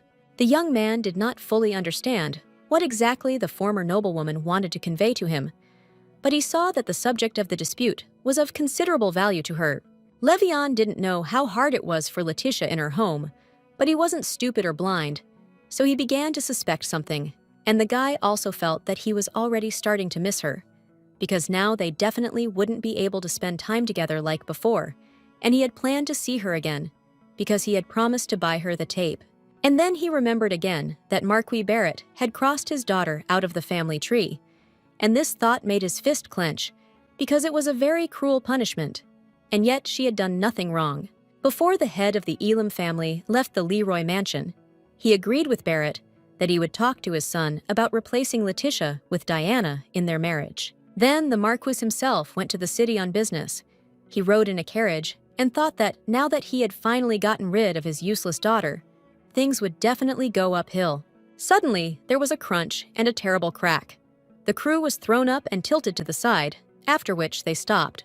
Barrett leaned out of the window and asked the coachman what had happened, to which the man replied that the wheel had broken, and therefore they would have to be a little delayed on the road. The Marquis was very surprised, because this had never happened before, and the carriage was regularly inspected, and funds were allocated for timely repairs and adjustments. The next morning, the clouds had completely cleared, and it was a fine sunny day. Liel and Letitia walked among the strawberry bushes and collected the ripe and abundant harvest. The heiress, Achilles, taught her new friend how to properly pick the berries so as not to crush them. Enoch and Ian, meanwhile, discussed the condition of their guest and agreed that she was feeling much better, while the younger brother was interested in the reasons for what had happened. The older relative replied that due to personal enmity, the girl was excluded from the list of members of the Leroy family and thus made into an almost rootless commoner. The guy thought about it a lot. He remembered how during the meeting at the library, Letitia told him that her relatives reproached her for her lack of abilities. But could you really kick someone out of the house for that? Enoch then asked that Jan not tell their guest that he knew the reason for her appearance in their house, so as not to embarrass the unfortunate girl once again. Meanwhile, the lowly noblewoman continued to pick strawberries and think about how she could repay her debt to the Achilles family, since they had taken her in despite everything. The only thing that has come to the mind of the former daughter of the Marquis so far is to provide maximum assistance around the house and be an extremely useful person around the house. After harvesting, the girl went to the kitchen and made delicious cookies, and then decided that she would do other work. Having found a broom in the closet, Letitia began to restore order and cleanliness in all the rooms of the mansion. Then, after the dry cleaning, the wet and homeless aristocrat thoroughly washed the floors in the huge house, which was not at all easy. Finally, the former daughter of the Marquis Leroy wiped the dust off all surfaces and objects until they sparkled, so that Achilles' estate was literally transformed in the space of one day. While cleaning, the young worker paid special attention to hard-to-reach places, under chairs, tables, and other objects that usually interfere with sweeping and washing the floor. So when Enoch returned home, he was somewhat taken aback by how clean and tidy his home had become. The young man just happened to catch the girl during the final cleaning of one of the doors, and, in surprise, addressed her by name. The Duke's son remarked that she did not need to exert herself so much with physical exertion, but the girl sadly replied that she could not do otherwise, because she felt obliged. Enoch asked how she felt in her new place, because he was worried about her mental state. And then the owner of the house added that he invited her to his place so that Letitia could rest and regain her strength, and not at all so that she would exhaust herself with simple physical labor. Continuing to clutch the dust rag, the girl admitted that she was fine, but she felt uneasy because she was burdened by her debt to the Achilles family for sheltering her. Enoch was very surprised to hear that his noble act had caused the unfortunate girl so much moral distress, because her family had simply abandoned her. The lowly noblewoman admitted that it is very difficult for her to accept kindness and sincere help, because she immediately begins to feel that she is obliged to repay for it. The young man looked sadly at the unfortunate girl and thought about how she had been bullied in her home, how they had damaged the girl's psyche so much that she now behaved like this. After listening to the former heiress Leroy, Enoch replied that the best gratitude for him would be her new outlook on life, where there would be no place for fears and reproaches of household members. Letitia looked at her savior with hope, and he added that he would never, under any circumstances, dare to kick her out of this house so she could live here in peace. The owner then added that he did not like the idea of establishing any debt relationship between them, as he considered it a bad basis for friendship. The girl agreed, but asked to clarify what exactly Enoch meant, and then the guy noted that she should not be cleaning, washing floors, or even caring for flowers. Letizia replied that she understood what the Duke's son was talking about, but what then, in his opinion, should she do? And then she added sheepishly that she really loved flowers and would like to get permission to at least water them sometimes. The young man smiled and replied that in that case, their garden would be at her disposal, and his order banning housework would not apply to the plants. Then Letitia raised the rag to her face again and asked to be left with the right to clean her own room, including the usual cleaning. Enoch looked at his guest for a while and thought, how could such a hard-working, modest, and decent girl be excluded from a noble family? Then the owner of the house agreed to this request as well, but noted that he still wanted to get something from her. The Duke's son announced that Letizia should have a good rest and feel not just like a guest in someone else's house, but experience maximum comfort, so that this mansion would become her home. The former heiress Leroy could not believe her ears, because just recently she lived in an atmosphere of hostility, hatred, and dislike. But now her fate had changed dramatically. The girl finally smiled. The thought gradually began to dawn on her that everything was going well, and she began to thank her savior for his kindness and care. Letitia laughed and said that she hadn't really felt so light and calm in a long time, because she was surrounded by friends who accepted her as she was. Enoch was touched by these pleasant words and thought that he had done the right thing when he decided to accommodate the guest in his house. The guy then went about his business, remembering that his younger sister was going to start baking a pie again, which meant that the guest could join the girl to help her. However, they did not have time to reach the kitchen, because right in the main hall, at the entrance doors, they witnessed an unusual scene where Jan and Liel were reading some letter. Judging by the patterns on the edges of the sheet of paper that the sister was holding in her hands, it was not just any paper, but some important document with very serious content. Finally, Letitia couldn't stand it any longer and asked what was so unusual that their faces changed so much as a result of reading it. Instead of answering, the young heiress Achilles handed over the letter and offered to look through its contents herself. The paper was indeed expensive, with intricate patterns, but most importantly, it said that Enoch had successfully passed the final exam and became a knight of the royal order. Liel immediately threw herself on her brother's neck and began to joyfully hug him and congratulate him on this incredibly important event for their entire family. Then Letizia came up and took the Duke's son by the hand. She understood that all this time the guy was waiting for the results of those tests, before which she gave him a gold bracelet. And now they came. The girl laughed and said that from that moment on, she could rightfully call the young man not just Sir Achilles, but Knight Achilles. The owner of the house was still somewhat nervous, because he had hoped for success so many times that having received what he wanted, he was not ready to simply accept his new status. Finally, Enoch came to his senses, thanked the guest, as well as his brother and sister for the compliments, and said that this was truly a serious event in the life of their small family. After some time, Liel heard the sound of a carriage approaching and went to the window to find out who intended to visit their house. And indeed, an unfamiliar carriage stopped opposite the central entrance. Young Mrs. Achilles went outside to greet the guest, and was surprised, as she had never seen this man before. He was a young, physically strong guy, tall, and with a confident gait. Liel escorted the young man into the house and took him straight to her older brother, who looked in surprise at the nobleman, whom he knew a little, but did not expect to see in his house. the son of the Marquis of Alem walked slowly up to the owner of the house and introduced himself, then asked to see Letizia to talk. After some time, the former heiress Leroy entered the office. She was surprised to see her former fiancé, but did not resist the opportunity to talk to him, and sat down in the chair opposite. Having made sure that the guests needed nothing, Enoch said that he would leave them alone so that they could speak as freely as possible. At first, the former bride and groom looked at each other silently and did not dare to start a dialogue, thinking about what they could say in such a situation. Finally, Levion asked why the former heiress of the Marquis did not tell him what had happened to her and did not tell him where she had gone from home, since he had spent so much time looking for her. Letizia asked him why he had come here. Was it really only to reproach her for not informing him of her new status as a lowly aristocrat? The young man suggested that the lady return to discuss what had happened in another area where she would be more comfortable.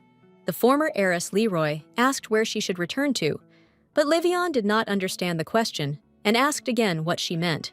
Letitia closed her eyes and noticed that there were no more places in the world where she could go and stay. The guy replied that he would be glad to see her at his estate of Marquis Elim, and asked with surprise if she was really thinking about staying here, in the Achilles mansion. For a while, Letitia hesitated over the answer. She remembered her whole past life and the long years spent together with Levion, because they were supposed to become husband and wife, and they were waiting for this. But then the former heiress Leroy remembered the coldness with which her failed fiancé perceived her pain and suffering, and so she made a final decision and announced that she intended to stay. The young man was very surprised by this choice, because it seemed to him that he was the only one in the world who was ready to accept his former chosen one, deprived of her noble title and surname. Levion tried to put pressure on the girl, reminding her that he was her fiancé, but she immediately rejected all his attempts to control her behavior, saying that now she decides for herself where and with whom she will live. Faced with such strong resistance, the young man became upset and said that in that case, he could no longer help her and was going to leave the house. Meanwhile, the Achilles family watched this unexpected conversation from a respectful distance. They did not hear what the guy was talking about with the girl, but they understood that he wanted to take her with him. Enoch told his family that Letitia and Levion had been officially engaged for many years, but after being expelled from the family and deprived of their last name, this union had very little chance of success. Jan asked his elder brother what they should do if this aristocrat wanted to take the girl away with him, to which the owner of the house did not know what to answer. The Marquis's son left the office in proud solitude, and then he headed towards the exit of the mansion. Halfway along the way, they met Enoch and came very close to each other at arm's length. The owner of the house looked intently and confidently. He saw that the guy Letitia was supposed to marry was leaving alone, which meant that she had decided to stay. Levion also examined his rival. He thought that his bride, although a former one, in a difficult moment, preferred to take refuge in the estate of Achilles and did not turn to the son of the Marquis for help. For a while, the boys looked at each other in silence and then simply went their separate ways. Yahello looked after the departing guest and shook her fist. She was outraged that the Marquis's son did not say goodbye, did not apologize for the sudden visit, and in general behaved outrageously. Soon Letitia came out of the house and asked for forgiveness for her ex-fiancé and his indecent behavior, to which Enoch's sister immediately replied that she had nothing to apologize for. The guest wanted to say something else, but she felt awkward and embarrassed. She fell silent. Suddenly, Jan approached Yahello and literally dragged his sister away to pick strawberries. He wanted to give the elders the opportunity to discuss the current situation in private. After the children left, Enoch invited Letitia to return to the house to talk about what had happened. The Marquis's former daughter was a little upset and asked permission to say something right there on the street in front of the mansion. The owner of the house stopped and replied that he was always ready to listen to her, so she could freely express her thoughts wherever she wanted. The noblewoman said that she really wanted to stay here for some time, since after she refused Levion, she really no longer had any place where she could hide. The girl then added that she understood how many problems she was causing the Achilles family, but she had nowhere to go and asked not to be kicked out of this hospitable home. Enoch was extremely surprised by such a request, because it seemed to him that they had settled this issue yesterday, and suddenly the dialogue returned to the very beginning. The guy covered his face with his hand and replied that his concern was caused by the fact that he was afraid that Levion would take their guest away with him, but he sincerely wanted her to stay with them. Letitia smiled and promised that the owner of the house could be completely calm about this because she had firmly decided to stay with the Achilles family. After these words, Enoch immediately became cheerful and suggested that the girl consider this house her home, because in this way the girl removed all his fears about his future fate. Then the former Leroy smiled and added that, apparently, her stay in the mansion would last much longer than she had originally planned. The owner of the house noted that it did not matter at all, because they had a spacious house with plenty of space. Letitia suddenly felt embarrassed. She suddenly realized that she had never in her life met such a kind and generous person as Enoch. However, the Marquis's former daughter still decided to add that she plans to stay here for a really long time. Enoch smiled and replied that this was wonderful news that not only brought joy to his heart, but would also please his younger sister and brother. However, this did not calm the girl down, but on the contrary, led to an emotional breakdown, and she literally screamed that she might spend the rest of her life in this house. Letitia suddenly realized that she had said it in vain, and then began to quickly apologize and try to take her words back in a panic. The owner of the house was not at all embarrassed. On the contrary, he laughed and noted that he could not be frightened by such words. But the girl immediately turned pale and replied that she had meant something completely different.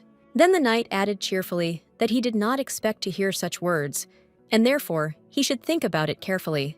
The aristocrat felt uneasy because she thought that the duke's son might change his mind and throw her out of the house after such a confession. However, judging by the young man's face, this situation only amused him, and he asked if the lady wanted to tell him anything else. The girl's face flushed, and she replied that she had nothing more to add, and began to reproach herself for having said too much that should not have been said. Then Letitia added that she had urgent business to attend to and hurried away from the smiling Enoch. But approaching the front door, the former Leroy suddenly realized that she couldn't open it. She immediately thought that the owner of the house had locked the door and wasn't going to let her in. The lady felt sick and began to emotionally tug at the handle. She began to think that this was all a bad joke, and perhaps even a bad dream. The duke's son came up from behind and gently placed his large, warm hand on the girl's hand, and then said that it was all about the door lock. The knight noticed that the lock could only be opened if the door handle was turned in the right direction. Otherwise, there was no way to enter the house. Letitia felt bad because she looked stupid when she tried to open the door the wrong way.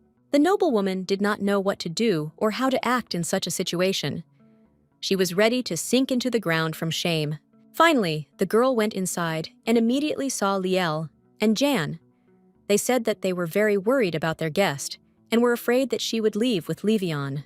The girl was very happy when she found out that Letitia was staying, and then suggested that they go back to the city, to the market square, to have some fun.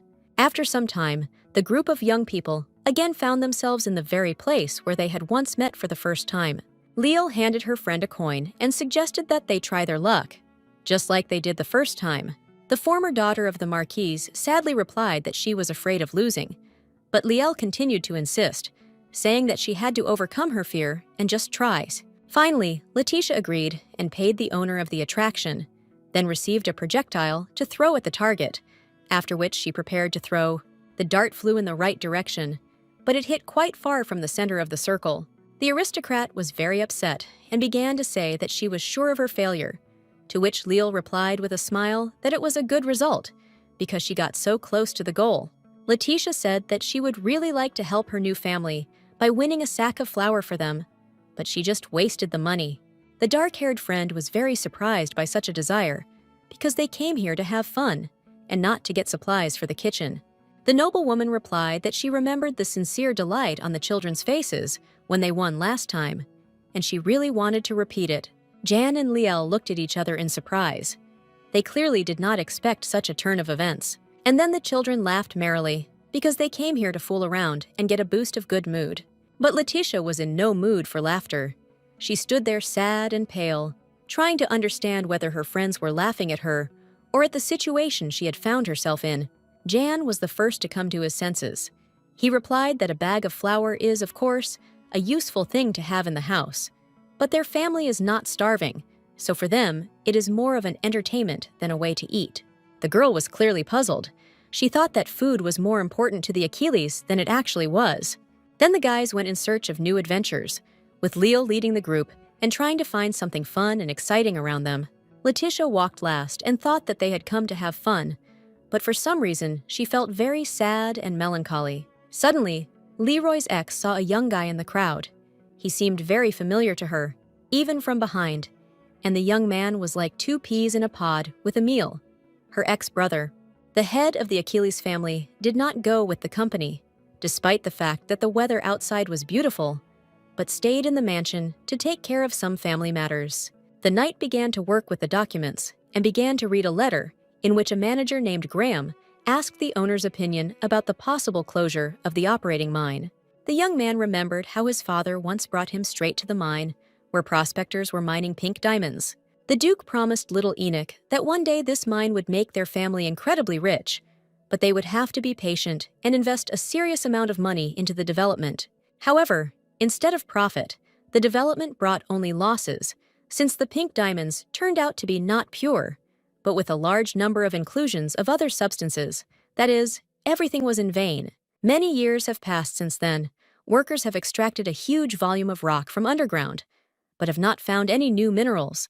So Enoch seriously considered selling this business. Suddenly, the owner of the estate heard the characteristic noise of wheels, which meant that guests would soon appear in the house. The Duke's son's hearing did not fail him. It was indeed a carriage that was quickly approaching the building. The crew stopped right in front of a tall, long staircase covered with a red carpet. A recent acquaintance, whom Enoch had seen in the morning, came out of the carriage. It was Levion. There was some tension between the guys, because one of them was once engaged to Letizia, and the other took the girl in at his family estate. The Marquis's son looked intently at his rival, but remained silent. The knight calmly withstood the guest's gaze, and calmly replied that if he had come to see his former fiancée, then she was not at home now. To which Levion noted that this time he had come for a completely different reason, and that he had an important matter concerning the head of the Achilles family personally. Enoch nodded affirmatively and suggested following him to a room more convenient for dialogue to discuss the details of this unexpected visit. Walking along the corridors of the mansion, the Marquis's son carefully examined the furnishings. He noticed that all the objects and decorations were quite old and had long since gone out of fashion. Many of the interior details seemed extremely cheap and tasteless to the heir of Elam, so he wondered why Letitia chose such a poor and miserable family. Following the owner of the house, Levion tried to understand the reason why his chosen one had exchanged a life of luxury with him for this strange place, where maybe there was no normal food. While exploring the new home of the former heiress Leroy, the guy also made an unexpected observation that there were absolutely no servants in the house, which meant that this family was really very poor. Eventually, the young people came to a spacious guest room, where Enoch personally made tea and poured it into cups. Then they began to talk. Levion began by noting how much influence the owner of the house had on his former chosen one, so he wanted to ask him for a favor. And when the knight asked what he could do for the Marquis's son, he heard the answer that he had to explain to Letitia one simple thing. She had no place in this house. The guy then clenched his fist tightly and added that he couldn't allow his ex-fiancée to live in such terrible conditions, so she had to leave Achilles Mansion immediately. Enoch closed his eyes tiredly and replied that Levion simply did not understand what he was talking about. And when the guest asked again, he received the answer that he should discuss this issue directly with Letizia and not try to resolve it through intermediaries. The Duke's son repeated that he had no right to tell the girl where she should live, because she had the right to decide such matters herself. Then the rival accused him of holding her by force. This was already a serious accusation, and Enoch immediately tensed up internally, but he did not show it and said that it was not true.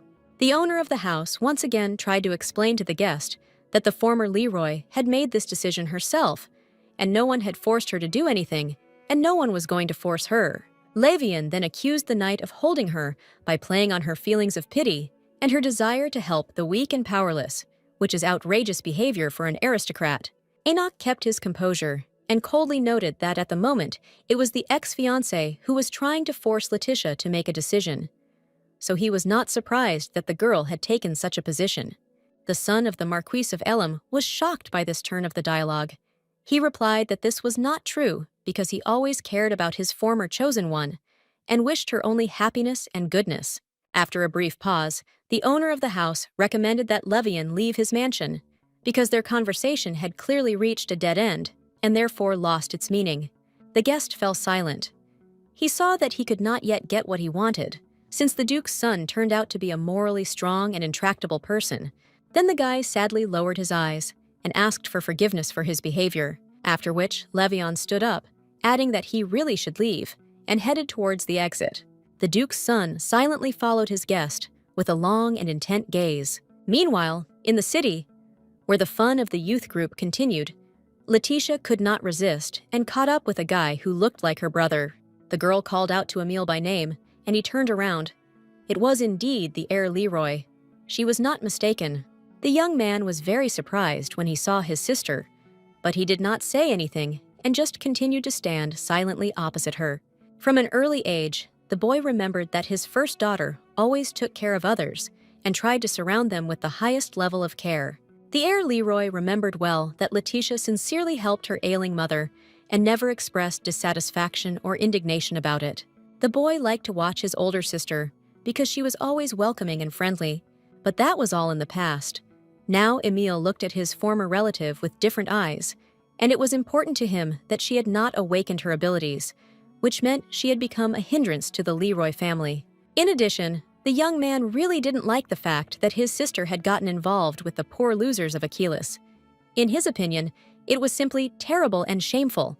The guy said that at first, he refused to believe the rumors that Letitia went to the Duke's mansion, but now he sees that his worst fears were true. Leroy's ex replied that this was indeed the case, and she found shelter in this family, whom she had met quite recently. The brother noted that this was a rather strange decision, given their father Barrett's strong personal dislike for the head of the Achilles family. Suddenly, Letitia's face changed, and she said coldly that it was no longer her concern, and besides, Emile himself might not pay attention to it. The young man was very surprised by this answer, because he was used to the fact that at the slightest discomfort, his older sister obediently lowered her eyes to the floor and began to apologize. The girl took a step forward and looked her ex-brother straight in the eyes, and then added that the invisible connection that had been between them was no longer there, and their mutual obligations had disappeared. Letitia took a deep breath and noted that her life would no longer depend on the glorious Leroy family, but would go her own way, and they had lost the right to show her the way. Emile didn't answer. He just stood and looked at this girl, who today revealed herself to him in a completely different light. Then, the wisest of the Barrett children noticed that there was sense in her words, and he should not interfere with her new life, which was now in no way connected with his family. After a short silence, the guy said goodbye and went on about his business, and Letitia went her own way, which she could now choose independently without regard for the constant reproaches of her household. And yet, the girl was sad, as one feels sad when one finishes reading a fascinating book and turns the last page. But the melancholy did not last long, because as soon as Emile had gone far enough, Liel threw herself on the noblewoman's neck. The girl sternly said that they came to the city to have fun, and she would not allow her friend to be sad, no matter how serious the reason. Letizia immediately broke into a smile, thanked the heiress of Achilles, and added that she had not intended to be upset at all. Ian stood to the side and watched as his sister continued to hug their guest until she was sure that she really felt better. Meanwhile, strange things gradually began to happen in the Leroy mansion. Diana was walking down the steps and suddenly tripped. She managed to keep her balance and not fall, but she hit herself very painfully, so much so that she cried out loudly and even sat up. Xavier was nearby and immediately ran up to his sister, asking what had happened and how he could help her. The flower mistress showed her injured arm and noticed that she had dislocated her wrist, which she suddenly had to lean on to avoid falling down the stairs. The guy replied that she should take care of herself, especially that very hand that had recently been bandaged as a result of an injury received after Letitia's threats. Diana looked closely at her brother and remembered the performance she had put on in front of her father so that he would kick his first daughter out of the house and deprive her of her family name. The girl quickly stood up, thanked him for his concern, and assured Xavier that she was already much better and that the injury had disappeared without a trace, so everything would be fine with her. Finding herself alone with herself, The flower mistress thought that this bad luck was just an accident, rare, but quite real. However, an image of their favorite cup, which their mother had broken the day before, immediately appeared in their head, and yet they had managed to successfully use and take care of the dishes for so many years. Diana walked and thought about the strange series of small and annoying troubles that had begun to happen to the heirs of Lyra recently. Suddenly, the girl stopped in the middle of the corridor from the thought that came to her mind. Perhaps she, the second daughter, had lost her luck, and now success was leaving their entire family. The next day, the weather at Aklis's mansion was beautiful. There was a light breeze and the sun was shining brightly. Yahello came into the garden, spread out a light blanket, and laid out her drawings, which she had been working hard on lately. Suddenly, a shadow blocked the light, and a voice came from behind asking what the young lady was drawing. The girl shuddered in surprise and jerked violently. It turned out that it was Letitia, who had gone into the garden to find out what her friend was doing. The guest was embarrassed and began to apologize, because she really did not want to frighten the girl with her sudden appearance. Yahello asked if Ian or Enoch had come with her, to which the girl answered in the negative, and asked what she was so engrossed in that she had not even heard her approach. The little girl put on a serious look and showed something unexpected, saying that this was not the first time she had drawn it. Then she quickly turned around and added that this was her secret, which she would only tell Letitia because she considered her her older sister. On the grass lay sheets of paper with images of jewelry, and they had text captions describing the nuances of a particular item, as well as pictures of precious stones. The guest picked up the drawings and held them up to the light. She was amazed by the fine work of the craftswoman, who masterfully depicted stylish accessories, after which the former daughter of the Marquis began to study the contents of the inscriptions more carefully and said that she already wanted to put such an artifact on her hand as soon as possible. The younger sister then added that she started drawing jewelry after she saw Letitia give her brother a gold-braided bracelet just before an exam. The girl suddenly felt sad. She remembered Levian, and Leal added that she herself wanted to give that thread, but she couldn't make it or buy it, so she was grateful for that gift. Suddenly, the former Leroy had an unexpected idea, and she said it out loud. Why shouldn't her new younger sister seriously take up making sketches for handmade jewelry? The teenage girl enjoyed drawing rings and pendants, but she never thought about turning the pictures into real objects that people could wear. Letitia pointed to a drawing of a bracelet and suggested imagining that Liel was putting the finished product on her hand and making a wish to become a famous owner of a jewelry store. The younger sister tried to object that it was just a drawing that did not fulfill wishes, but received the answer that the source of talents is hidden in our imagination. We just need to give it free rein. The former daughter of the Marquis added that these drawings are a manifestation of a strong desire, which means she only needs a little diligence and patience to achieve success in this direction.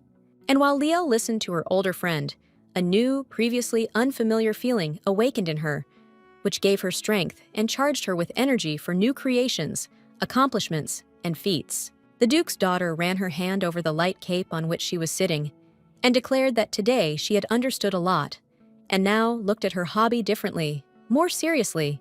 Heiress Achilles stood up and pressed the drawings to her chest. Now she had a real goal in life, and she understood what she wanted, and therefore decided to move in this direction. Liel smiled and said that before she just painted jewelry, but now she feels she can do much more, because Letizia gave her confidence. The Marquis's former daughter laughed. She was pleased that the girl began to talk like an adult, about goals, tasks, and plans for the future. And then the noblewoman asked in surprise why drawing was a secret that could not be told to the elder brother Enoch. Liel spoke about her father, the Duke, who often started different types of businesses, but ended up leaving behind a lot of debt, so she is afraid to tell her brother that she wants to start her own business. Letitia thought that the Achilles family must be having a hard time after the death of the head of the family, because they were left alone against the whole world and also mired in debt. Suddenly, a strong male voice called out to the friends, and they shuddered in surprise, and then turned around and saw the Duke's eldest son, who had come to find out what they were so enthusiastically doing. The youngest sister was the most frightened by Enoch's appearance. Of course, she planned to tell about her hobby someday, but she didn't think that it would happen today. Seeing the girl's reaction, the guy became wary and asked what was going on here and why they were behaving so strangely, as if they were hiding something from him. Letitia came to her senses first. She put her hand on Liel's shoulder and leaned towards her to tell her something very important. The guest whispered that a window of opportunity was now opening up for the heiress of Achilles. She just needed to gather her courage and take a step forward towards her dream. Talking about her innermost desires was difficult enough, and the young aristocrat spent some time trying to formulate a clear thought. Finally, Liel overcame her inner fear and said that she had long ago started drawing sketches of various jewelry items because she wanted to open her own business and become the owner of a jewelry store. Enoch was surprised by this revelation because he always considered his younger sister a cheerful dreamer, but not the founder of a serious business project. Meanwhile, the teenage girl added that she understands the responsibility of such a step and is ready to immerse herself in this business completely and without reserve, so that the family ultimately makes a profit. The guy said that he was very glad that his younger sister showed concern for the well-being of their family, and that it was also an indicator of maturity of character and strength of will. Then the older brother added that the idea itself seemed interesting and promising to him, so he would definitely help his relative at the start of her project. After this, Enoch stroked his younger sister on the head, and then the girl realized that all her fears were in vain because her family loved her and took her seriously. Letitia watched this scene silently. She really liked that Liel was able to overcome herself and tell everything, and also that the Duke's son perceived the situation wisely and adequately. However, this was not all that the young noblewoman wanted to say. She clutched her dress with her fingers in excitement and gathered her courage to tell her brother something else. The younger sister said that there was one more thing she wanted to ask the knight, so the boy removed his hand and prepared to listen to the young aristocrat to the end. The friends walked along the city street and chatted pleasantly. Letitia congratulated her younger sister on her first successes, and Liel thanked the guest for the advice and motivation that helped her start her own business. The Marquis's former daughter remarked that she had no idea that her adopted sister was so talented. The younger sister admitted that she was afraid of her brother's indignation, but he took it all so easily, even allowing them to use the resources of their old mine, where pink stones with impurities are mined. Letizia noted that the project was progressing quite quickly, since they had the drawings and raw materials. All that was left was to find a craftsman who could smelt the jewelry and then inlay it with stones. However, finding a person who would agree to take an active part in their business turned out to be not so easy. People simply refused. The jewelers the girls visited had their own reasons for refusing. Some were busy with other work, others did not believe in the success of the event, and still others simply shook their heads. Liel tried different methods of persuasion, and even tried to beg men to agree to a long-term order. Dusk had already fallen on the city, and the girls were still going from one workshop to another, receiving refusal after refusal. But Letitia said that they would definitely find a master, and he would be the best. Suddenly, a man ran out from around the corner. He was in a hurry and didn't even notice the two aristocrats standing in his way, and so he simply crashed into one of them.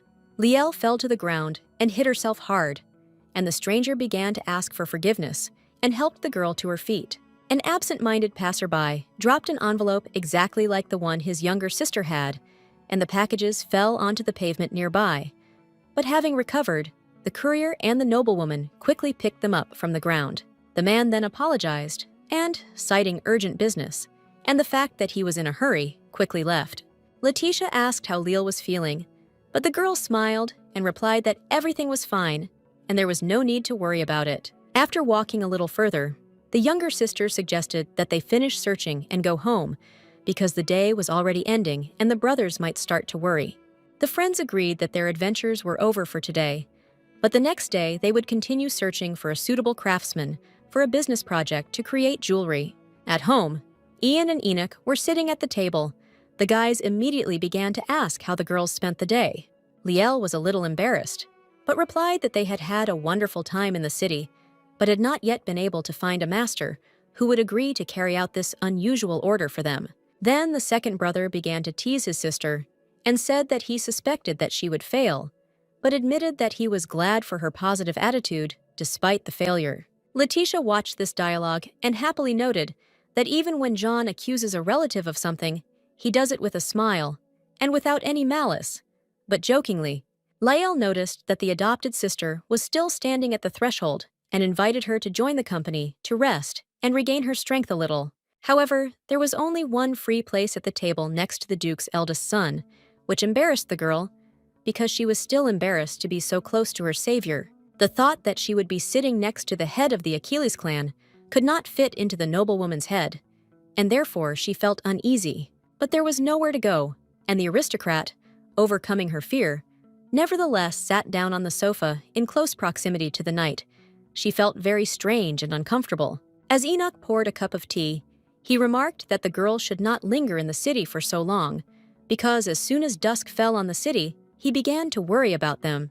The guy filled a container with aromatic tea and placed the dish directly in front of the Marquis's former daughter.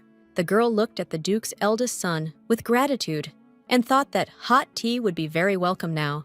Enoch was a very calm and reasonable man who knew how to take care of people and think ahead. Such an aristocrat should stand at the head of a noble family. Letitia was very pleased that the knight showed concern and spoke about it out loud. She was convinced of his kindness and responsiveness every day. Suddenly, John remembered that the solemn ceremony of knighthood was about to take place and asked why his brother was not at all worried. Enoch replied that if he could cope with the excitement during the exam, then it would be quite easy for him during the awards ceremony, and then invited the girl to come to the event.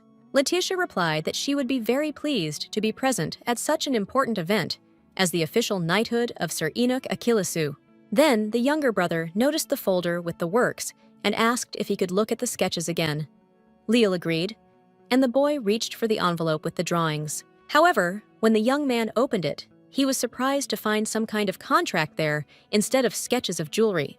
The heiress Achilles looked at the stranger's papers with horror and could not believe her eyes, because there was not a single sketch in the folder. The girl immediately remembered the situation that happened in the evening in the city, when an unfamiliar man ran into her, and he had a similar folder in his hands. And at this time, that same inattentive courier was already hurrying to his master to give him the important papers he had been sent for. And when the owner began to look through the documents, he was very surprised, because what was there was not at all what he expected to receive. The man shouted at his assistant that he was supposed to bring the contract, but instead he brought God knows what.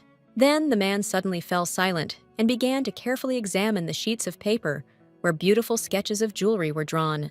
At this point, the courier put the facts together and realized that he had accidentally exchanged folders during a recent encounter with an unknown lady. The servant immediately confessed to his master that it was his fault and told him of the incident that had taken place when he had mistakenly taken an envelope belonging to a young aristocrat.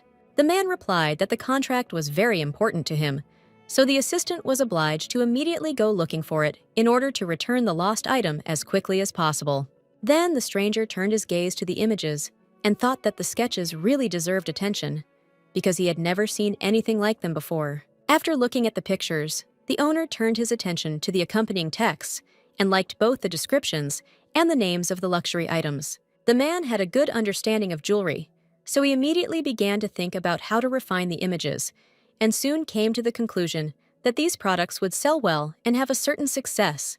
The master ran after the servant because a new idea came into his head, which he decided, at all costs, to implement in practice. The owner ordered the courier to find out who the author of these drawings was, and to offer that unknown lady a business meeting with him. Leal sat on the sofa next to her brother and thought out loud about what she should do to get her sketches back. But Jan suggested that they go to bed and start looking for the absent-minded passerby in the morning. The relatives went to sleep in their rooms, each thinking about the event that had taken place. Enoch looked at his relatives and said that it was really too late, and they should follow the example of the heirs of Achilles. However, Letitia raised her hand and asked the owner of the house to stay a little longer because she wanted to share something with him. Leroy's ex said she had a strange feeling that she found hard to put into words.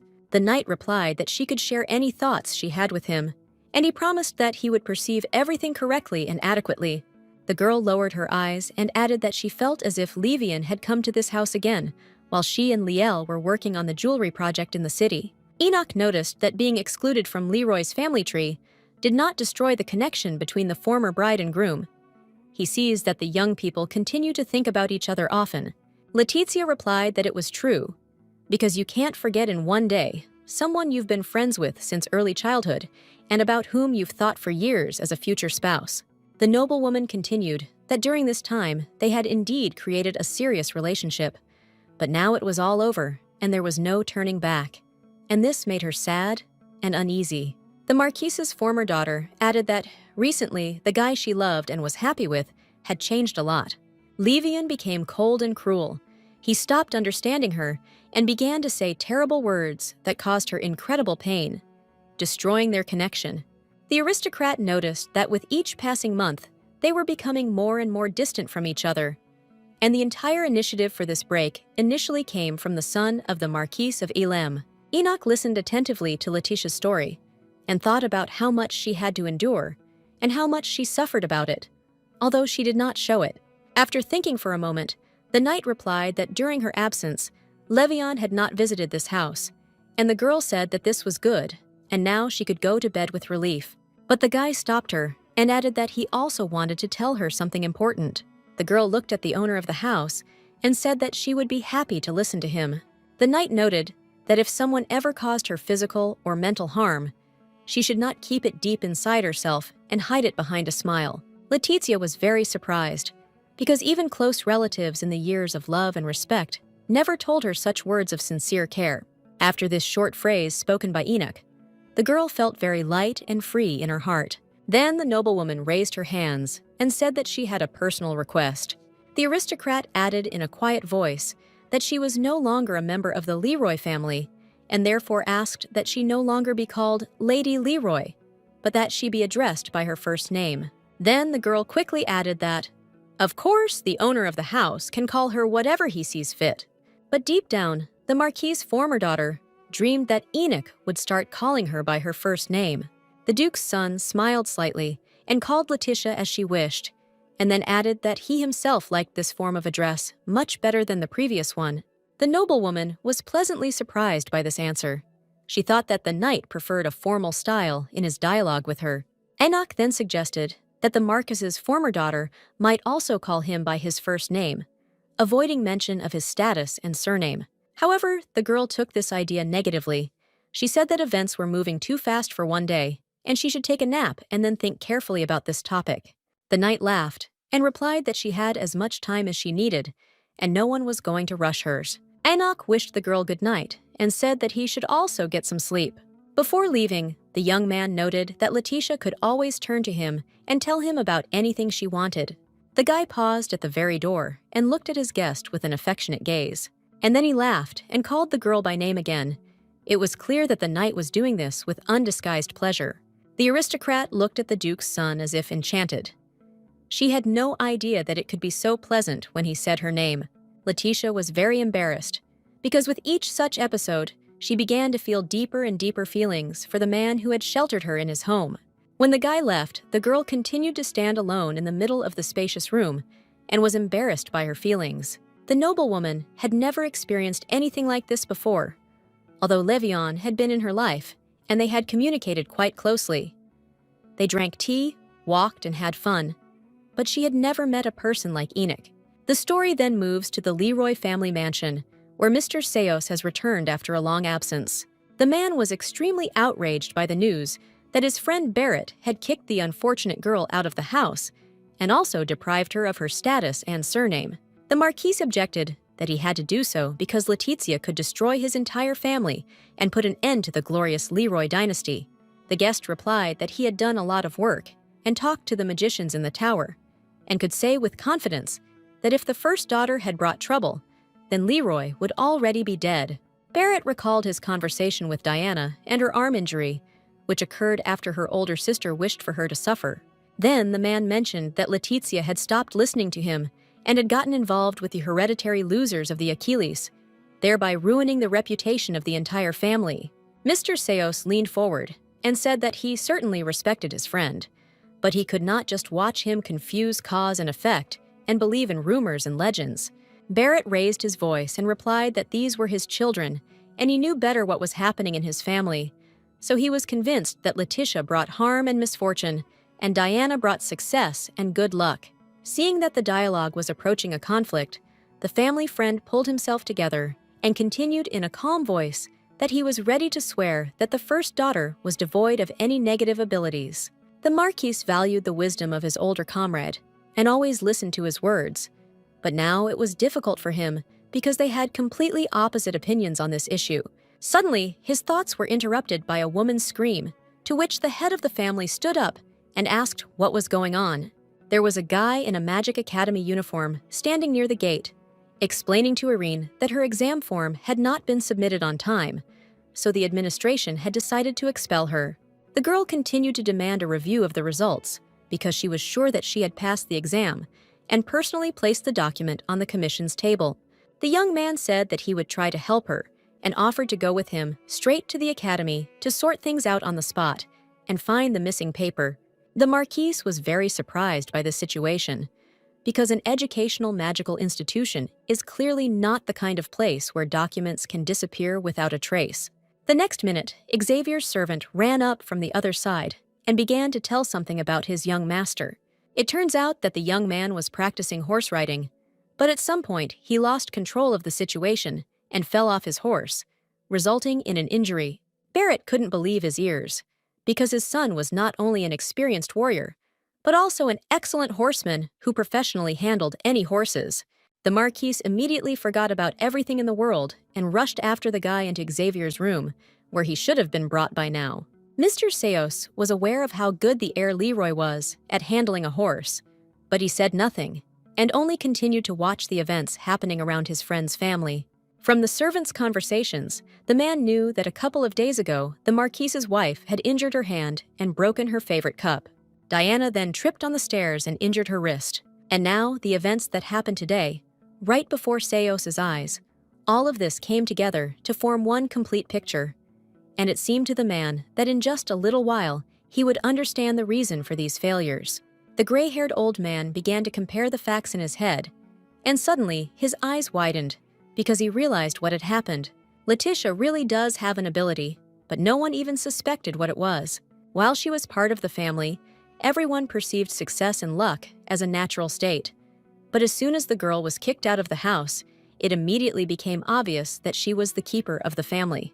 The former daughter of the Marquis walked along the long corridor of the building and looked into the spaces between the wide columns. She thought about Enoch, the man who changed her life and extended a helping hand in her most difficult moment. Most often, the girl recalled the knight's phrase that she should not keep her experiences to herself, but needed to express them so that they would not accumulate in her heart and cause pain. The noblewoman also recalled how her savior walked, behaved in front of people, and even turned his head during a conversation. Leroy's ex never tired of admiring what a good, kind, and caring person he is, who always perceives people correctly and accepts them as they are. The girl closed her eyes and asked herself why she didn't experience such feelings when she was near Livian, although he also called her by name and at first showed care and concern. The aristocrat felt that she was changing quickly, beginning to feel something that had not been there before. It simultaneously frightened and inspired her. Then the girl stopped, took her head in her hands, and thought about why she was so busy with her inner world and feelings, because before this had not attracted her attention. Soon, Liel and Jan returned from the city. They tried to find the envelope with the sketches, or at least that clumsy man who did not look in front of him when he ran. But nothing came of it. The younger sister said that they returned to the very place where the collision occurred, and then walked around for a long time. But it did not help. Eris Oculus added that there was a very important contract in their folder, so the courier should also look for them, so she hopes that they will meet soon. Then Letitia saw Leal offer her brother some tea after the journey, but he refused and said that he would rather stay in his room. The girl noticed that John had been acting strangely lately and decided to find out what had happened. The young man had indeed been sad for several days now and tried to get away from others at every opportunity. Perhaps something unpleasant was happening in his life. The guest decided that she must, at any cost, help Enoch's younger brother, and so she followed him to his room and knocked on the door. The guy was very surprised to see Letitia on the threshold of his apartment and asked what happened, to which the girl replied that she wanted to come in and talk to him. The small room was clean and cozy. The objects were in their places and created the atmosphere of a business office. The girl noticed the books that were lying on the shelf and then assumed that Yang was going to enter the civil service in the Helios Empire. The young man replied that it was just literature, so she shouldn't pay attention to it. Letitia noticed that these manuscripts were usually used to prepare for exams, so she came to this conclusion. But if this is not so, then why does he need them? Enoch's younger brother reached for a book on the shelf and replied that he was, of course, interested in the imperial service, but not because he enjoyed it, but because it was his duty. Jan smiled and added that there weren't many ways to get ahead in this world, and he had to choose from what was available. The guy noticed that his family was counting on him, so he should do at least something useful and right. Then the young man remembered his sister and said that sometimes she makes him envious because she has a goal, a desire, and the prospect of realizing her dream, and he doesn't even know what he wants from life. Letitia looked down and thought that in this she and Jan were very similar, because she also went with the flow and had no idea what her calling and purpose were. The girl remembered the long days spent poring over books in search of an answer to the main question of her life.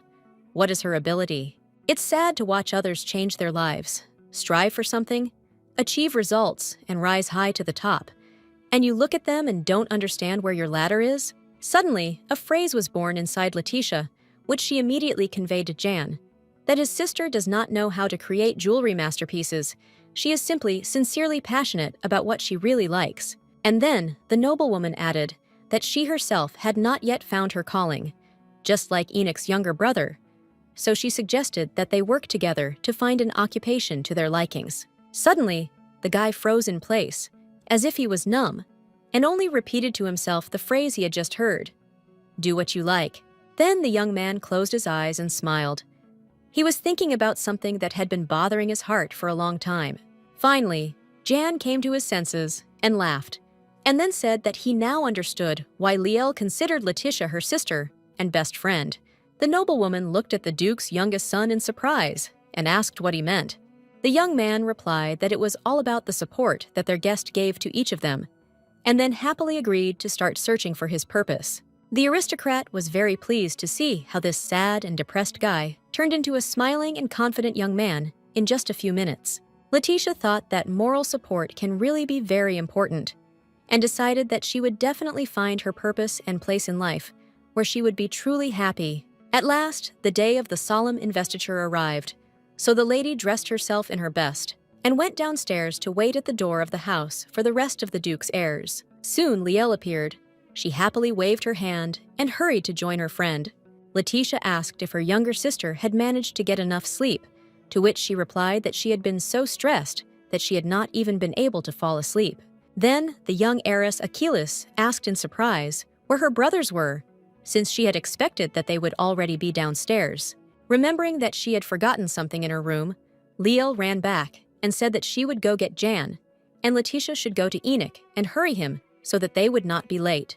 The former daughter of the Marquis agreed and went to the part of the house where the knight's room was located. The girl knocked politely on the door, and having received permission, entered the room. The head of the family, wearing a dress uniform, stood in the middle of the room and sheepishly showed his sleeve, on which a button had come off. Letitia really liked the appearance of the owner of the house. He reminded her of a prince from a fairy tale, so she was blinded by his brilliance and did not immediately understand what he was telling her. The guy repeated his words again and raised his hand higher, showing the place where the button should be. But the noblewoman still did not hear the knight. She was admiring the beauty of his ceremonial attire. Finally, Enoch stopped smiling and looked at the guest who had entered with bewilderment. Suddenly, the girl came to her senses and realized that she had not listened to the young man at all, although he had told her something important, and she strained to remember the details. Finally, Letitia understood what the knight was trying to tell her and immediately rushed to help with clothes. The aristocrat quickly figured out the problem and began to correct the situation so that the military uniform would be fully ready for the ceremonial event. While finishing her preparations, the girl noticed on the owner of the house's wrist the same gold bracelet that she had given him before the exam. The girl said that the exam had long since passed, and Enoch could take off the decoration, since it was prepared only for a specific occasion, to which the knight replied that he had long ago noticed the fact that as soon as he puts on the accessory, everything around him starts to happen in the best possible way, so he wears it almost always. Letitia was very pleased to hear such words because she made this bracelet with the best wishes, even if it was for Levian. The noblewoman thought about what a big role this modest decoration played in the life of her savior. And then, the girl said that she thought it was right to take off the bracelet and not wear it for some time. Enoch was very surprised to hear such advice. And when the Duke's eldest son asked why he should do this, the girl dropped her hands and replied that this decoration did not suit him. The owner of the house did not know how to react to such a remark, and therefore chose to simply remain silent. The pause dragged on, and it was necessary to somehow get out of the situation. Then the knight said that he did not want to take off the bracelet, and when Letitia asked why he decided so, Enoch replied that this talisman would tell everyone around him that the knight of the Achilles family has a loved one who wishes him well. Soon, Liel and Jan returned from the city. They tried to find the envelope with the sketches, or at least that clumsy man who did not look in front of him when he ran. But nothing came of it. The younger sister said that they returned to the very place where the collision occurred, and then walked around for a long time. But it did not help. Eris Oculus added that there was a very important contract in their folder, so the courier should also look for them, so she hopes that they will meet soon. Then Letitia saw Leal offer her brother some tea after the journey, but he refused and said that he would rather stay in his room. The girl noticed that John had been acting strangely lately and decided to find out what had happened. The young man had indeed been sad for several days now and tried to get away from others at every opportunity. Perhaps something unpleasant was happening in his life. The guest decided that she must, at any cost, help Enoch's younger brother, and so she followed him to his room and knocked on the door. The guy was very surprised to see Letitia on the threshold of his apartment and asked what happened, to which the girl replied that she wanted to come in and talk to him. The small room was clean and cozy. The objects were in their places and created the atmosphere of a business office. The girl noticed the books that were lying on the shelf and then assumed that Yang was going to enter the civil service in the Helios Empire. The young man replied that it was just literature, so she shouldn't pay attention to it. Letitia noticed that these manuscripts were usually used to prepare for exams, so she came to this conclusion. But if this is not so, then why does he need them? Enoch's younger brother reached for a book on the shelf and replied that he was, of course, interested in the imperial service, but not because he enjoyed it, but because it was his duty. Jan smiled and added that there weren't many ways to get ahead in this world, and he had to choose from what was available. The guy noticed that his family was counting on him, so he should do at least something useful and right. Then the young man remembered his sister and said that sometimes she makes him envious because she has a goal, a desire, and the prospect of realizing her dream, and he doesn't even know what he wants from life. Letitia looked down and thought that in this she and Jan were very similar, because she also went with the flow and had no idea what her calling and purpose were. The girl remembered the long days spent poring over books in search of an answer to the main question of her life. What is her ability? It's sad to watch others change their lives, strive for something, achieve results, and rise high to the top, and you look at them and don't understand where your ladder is. Suddenly, a phrase was born inside Letitia, which she immediately conveyed to Jan, that his sister does not know how to create jewelry masterpieces. She is simply sincerely passionate about what she really likes. And then, the noblewoman added that she herself had not yet found her calling, just like Enoch's younger brother, so she suggested that they work together to find an occupation to their likings. Suddenly, the guy froze in place, as if he was numb, and only repeated to himself the phrase he had just heard, "Do what you like." Then the young man closed his eyes and smiled. He was thinking about something that had been bothering his heart for a long time. Finally, Jan came to his senses and laughed, and then said that he now understood why Liel considered Letitia her sister and best friend. The noblewoman looked at the Duke's youngest son in surprise and asked what he meant. The young man replied that it was all about the support that their guest gave to each of them, and then happily agreed to start searching for his purpose. The aristocrat was very pleased to see how this sad and depressed guy turned into a smiling and confident young man in just a few minutes. Letitia thought that moral support can really be very important, and decided that she would definitely find her purpose and place in life where she would be truly happy. At last, the day of the solemn investiture arrived, so the lady dressed herself in her best and went downstairs to wait at the door of the house for the rest of the Duke's heirs. Soon Liel appeared, She happily waved her hand and hurried to join her friend. Letitia asked if her younger sister had managed to get enough sleep, to which she replied that she had been so stressed that she had not even been able to fall asleep. Then the young heiress Achilles asked in surprise where her brothers were, since she had expected that they would already be downstairs. Remembering that she had forgotten something in her room, Leo ran back and said that she would go get Jan, and Letitia should go to Enoch and hurry him so that they would not be late. The former daughter of the Marquis agreed and went to the part of the house where the knight's room was located. The girl knocked politely on the door, and having received permission, entered the room. The head of the family, wearing a dress uniform, stood in the middle of the room and sheepishly showed his sleeve, on which a button had come off. Letitia really liked the appearance of the owner of the house. He reminded her of a prince from a fairy tale, so she was blinded by his brilliance and did not immediately understand what he was telling her. The guy repeated his words again and raised his hand higher, showing the place where the button should be. But the noblewoman still did not hear the knight. She was admiring the beauty of his ceremonial attire. Finally, Enoch stopped smiling and looked at the guest who had entered with bewilderment. Suddenly, the girl came to her senses and realized that she had not listened to the young man at all, although he had told her something important, and she strained to remember the details. Finally, Letitia understood what the knight was trying to tell her and immediately rushed to help with clothes. The aristocrat quickly figured out the problem and began to correct the situation so that the military uniform would be fully ready for the ceremonial event. While finishing her preparations, the girl noticed on the owner of the house's wrist the same gold bracelet that she had given him before the exam.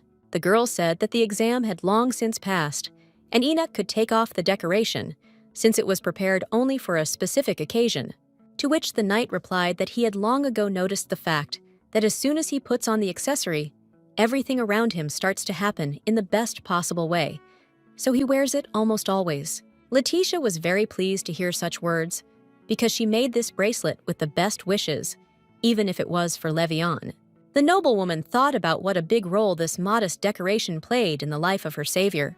And then, the girl said that she thought it was right to take off the bracelet and not wear it for some time. Enoch was very surprised to hear such advice. And when the duke's eldest son asked why he should do this, the girl dropped her hands and replied that this decoration did not suit him. The owner of the house did not know how to react to such a remark, and therefore chose to simply remain silent.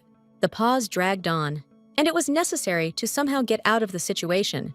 Then the knight said that he did not want to take off the bracelet, and when Letitia asked why he decided so, Enoch replied that this talisman would tell everyone around him that the knight of the Achilles